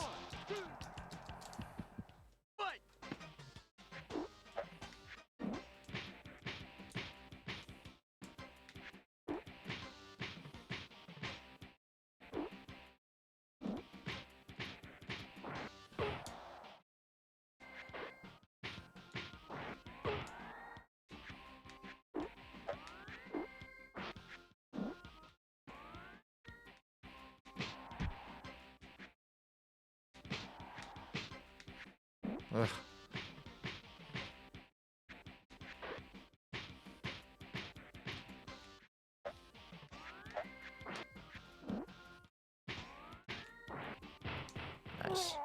games.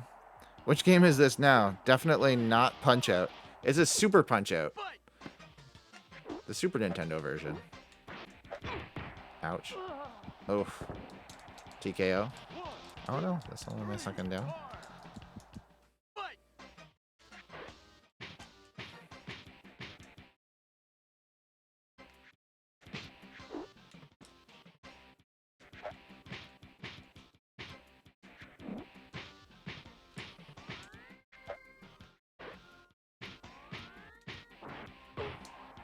I think we could have him here.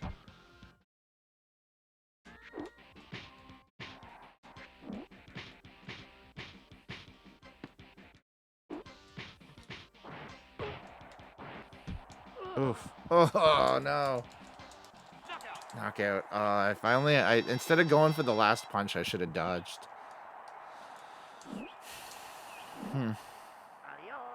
Adios. Anywho. Let's create a spin point. Why not? Why not? Alright, it's time to head to bed, everybody. It's been a fun night. Playing some stuff. Stardew Valley can now resume its download. And maybe we'll try that out later in the week or something. Maybe Saturday or Sunday we'll play some Stardew. I don't know. I need to... oh, I didn't mean to do that. There we go. Just trying to close the software. All right. Well, you guys know what time it is. It's time to pray. Time to pray, and maybe I'll upload the logo for the schedule. Did I send that to myself in Discord, maybe? I'm trying to figure out. I'm pretty sure I saved it online somewhere, but I can't remember where I put it. If I put it in my, like, Google Drive or anywhere else.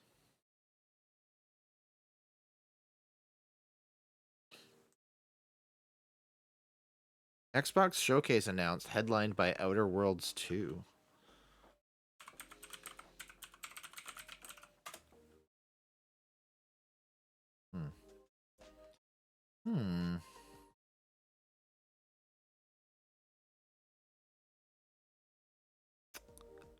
Alpha materials? No. Born Again Gamer brand kit folder, maybe? Maybe? Hey, I think that's it. Is this it? Yeah, I found it. Okay, cool. Download. Nice, I did save it. I couldn't remember if I did. Okay, I'm going to share this in the Village Square. This is our new stream schedule for the next couple months until summertime rolls around. In which case, I will not stream on weekends because I'll be at camp with my family. So then we'll switch it up. I'll change it up and tell you guys in advance, but it'll probably end up being something like a Monday, Tuesday, Wednesday stream or something like that. We'll see. We'll see how it goes. Oh, excuse me. So what did we say for Saturday? Saturday, oh, we're going to do Zelda on Saturdays. And Wednesday is going to be Alpha and Retro Gaming. Minecraft Mondays, Fortnite Thursdays, Saturdays, Sunday TBD.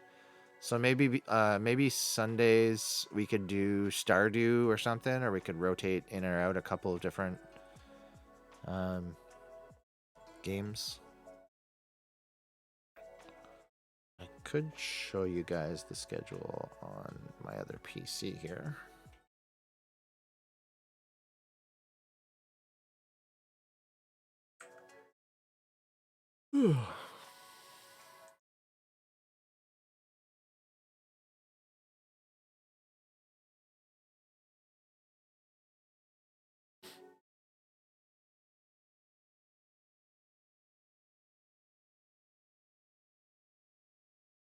I'm a just once kind of guy. I like to open things just once in an application. I don't like to be like, I don't like to commit to the idea that I might always open that file type with that application. I'm not ready.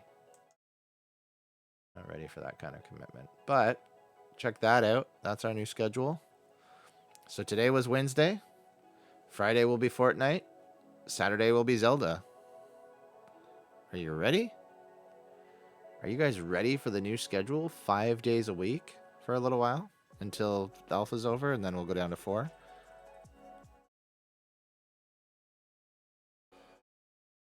Oh, man. Excuse me. Yeah. Anyway.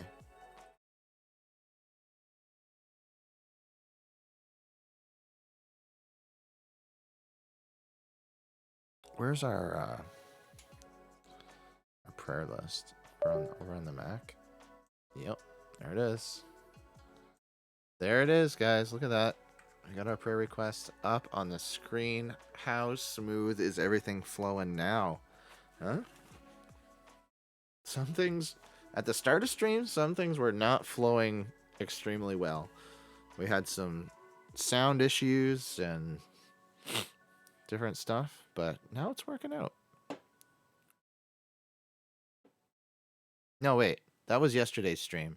Today's stream, we had some sound issues in Discord, which I need to change back over to being private channel.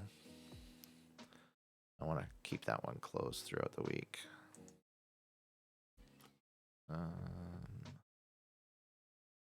Alpha small group.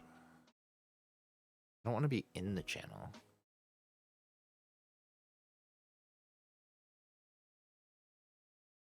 Disconnect. I just want to adjust the permissions of the channel.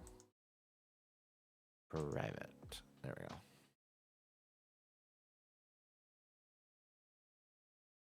Save changes. Okay. I don't know what to do. I don't know how to do that. I guess I could just put, instead of changing it from that to private every week, I could just add the everyone role and then take it away. I don't know. I don't know what would be easier.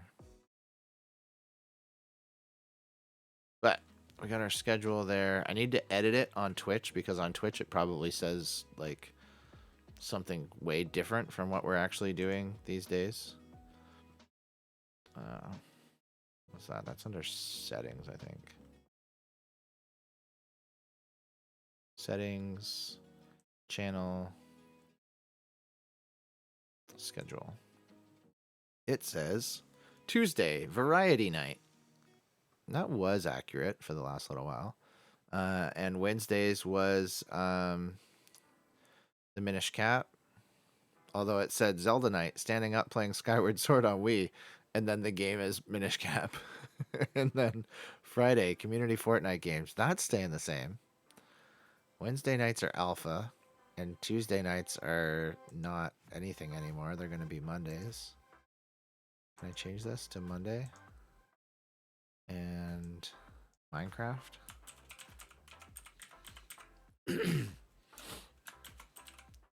Minecraft fun. Yay. Save.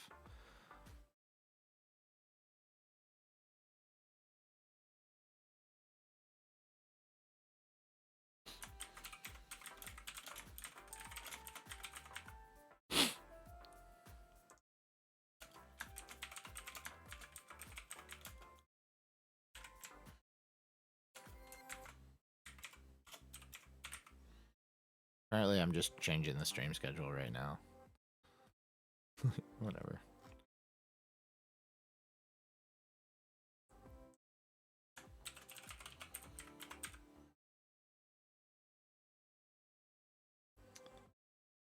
No, we're not doing I'm not going to do the whole thing tonight. We got till Friday to change it. Before then, the only thing anybody should care about is that Friday is Fortnite, right? That makes sense, right? Right? Why would anybody want to know anything other than that? You know? So, let's pray. And we'll raid out. And I'm going to go to bed. Maybe 2 nights in a row I can get to bed around midnight instead of like 2 a.m. Oh, excuse me. All right, dear Lord, we thank you so much, God, for the amazing, wonderful God that you are.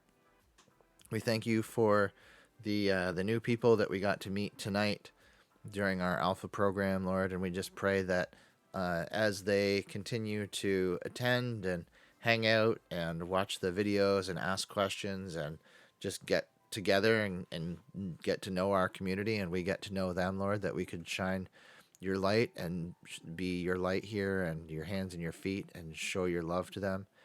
God, we just thank you so much for the opportunity to do that. And we pray that you would use us and use this stream to do your will, Lord. Not ours, not for our fame or glory, Lord, but for yours. Tonight we want to pray for the people on our list again, God. We pray for Holly and Harry for peace and protection for them in their home. For Dave, Katie, Shelley, and Marin, who are each battling cancer, Lord, we just pray that you would reach down and put your hand of healing on them, Lord, and take away that cancer that is going through their bodies and bringing them pain and worry, Lord. We just pray that you would give them peace. We pray for Harry, for his headaches, Lord, that the doctors would be able to figure out what's going on there, that he would just have recovery from that as well, that you would take that pain from him. For Redeemed Jay, for his home and his family, Lord, for provision for him. We pray, Lord, for the war in Israel, that peace would come, that innocence would be protected, Lord, and you would just move and you would be glorified in that somehow. That we can't understand, God, how that sort of thing can happen through such a terrible thing as war and that, Lord, but you somehow will have a plan that will result in your glory, Lord. We pray for Kendra and Tanhen, Lord, who are struggling, for strength for them and peace, and for volunteers to help out with different things. Maybe a producer who can help find us guests. Maybe. God, you have everything it's in your schedule, in your timing, by your will. Whatever that happens to look like, God, we're here to be open and available for that, Lord. Lord, I thank you for the people that went on the missions trip and for bringing them home safely.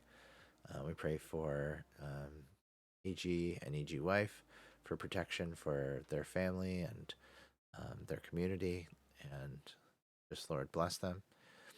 We want to pray for our friend who's struggling with hard times, Lord, but also just give a praise report, Lord, that even though they're walking through hard times, they're seeing you move so much and seeing you change their life and help them and grow them, Lord. So we also, while we pray for them to come through the struggle, we also thank you for the struggle, Lord. When we have struggles, those are opportunities for us to grow.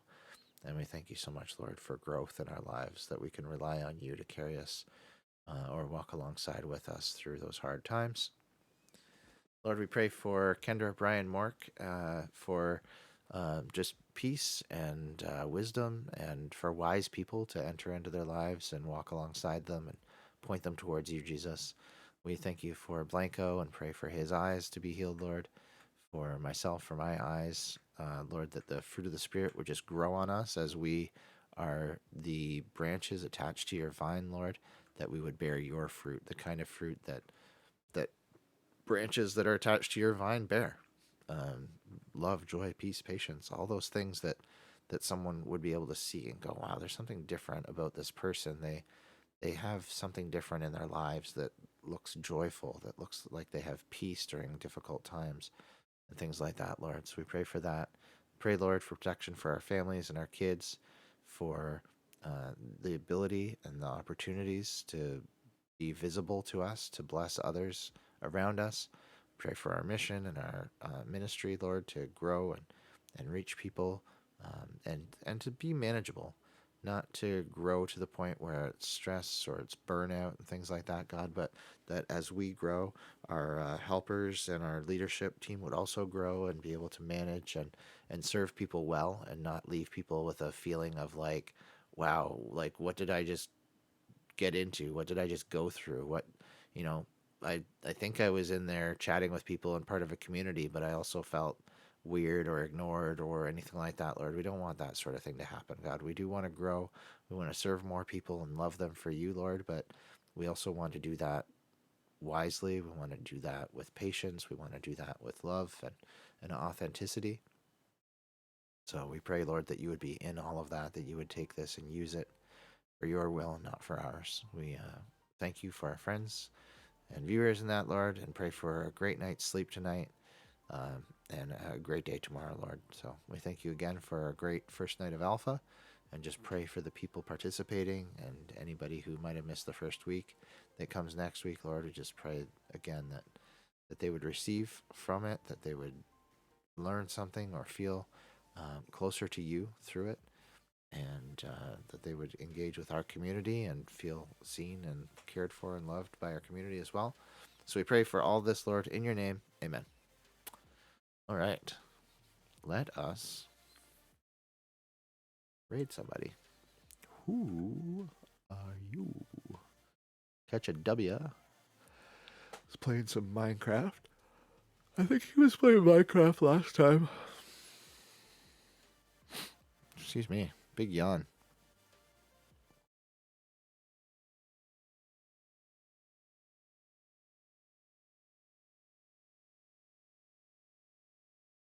Hey, let's raid our friend here. I haven't seen him on in a long time.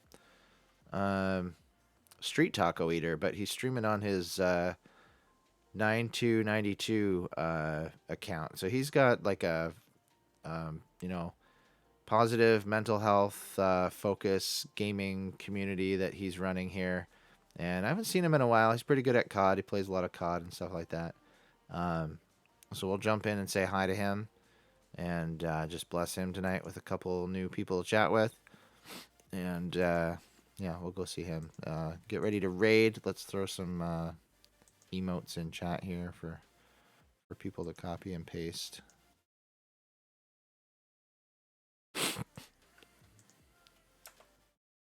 Something like that. Or what's another option? We could do some hearts and some bag hype and a controller, then bag hype, and then some more hearts.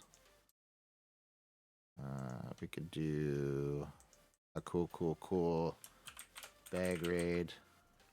Oh, I'm not typing anywhere. Not typing anywhere. Bag raid. And then cool again. Something like that. All right. Let's get ready to hop over there and raid. Thank you, everybody, for being here. Good night. And I hope that your tomorrow is super awesome and that God is blessing you and is with you. And we just hope to see you back here Friday night for some Fortnite. Hopefully by then I have my new Ethernet cable plugged in and our lag is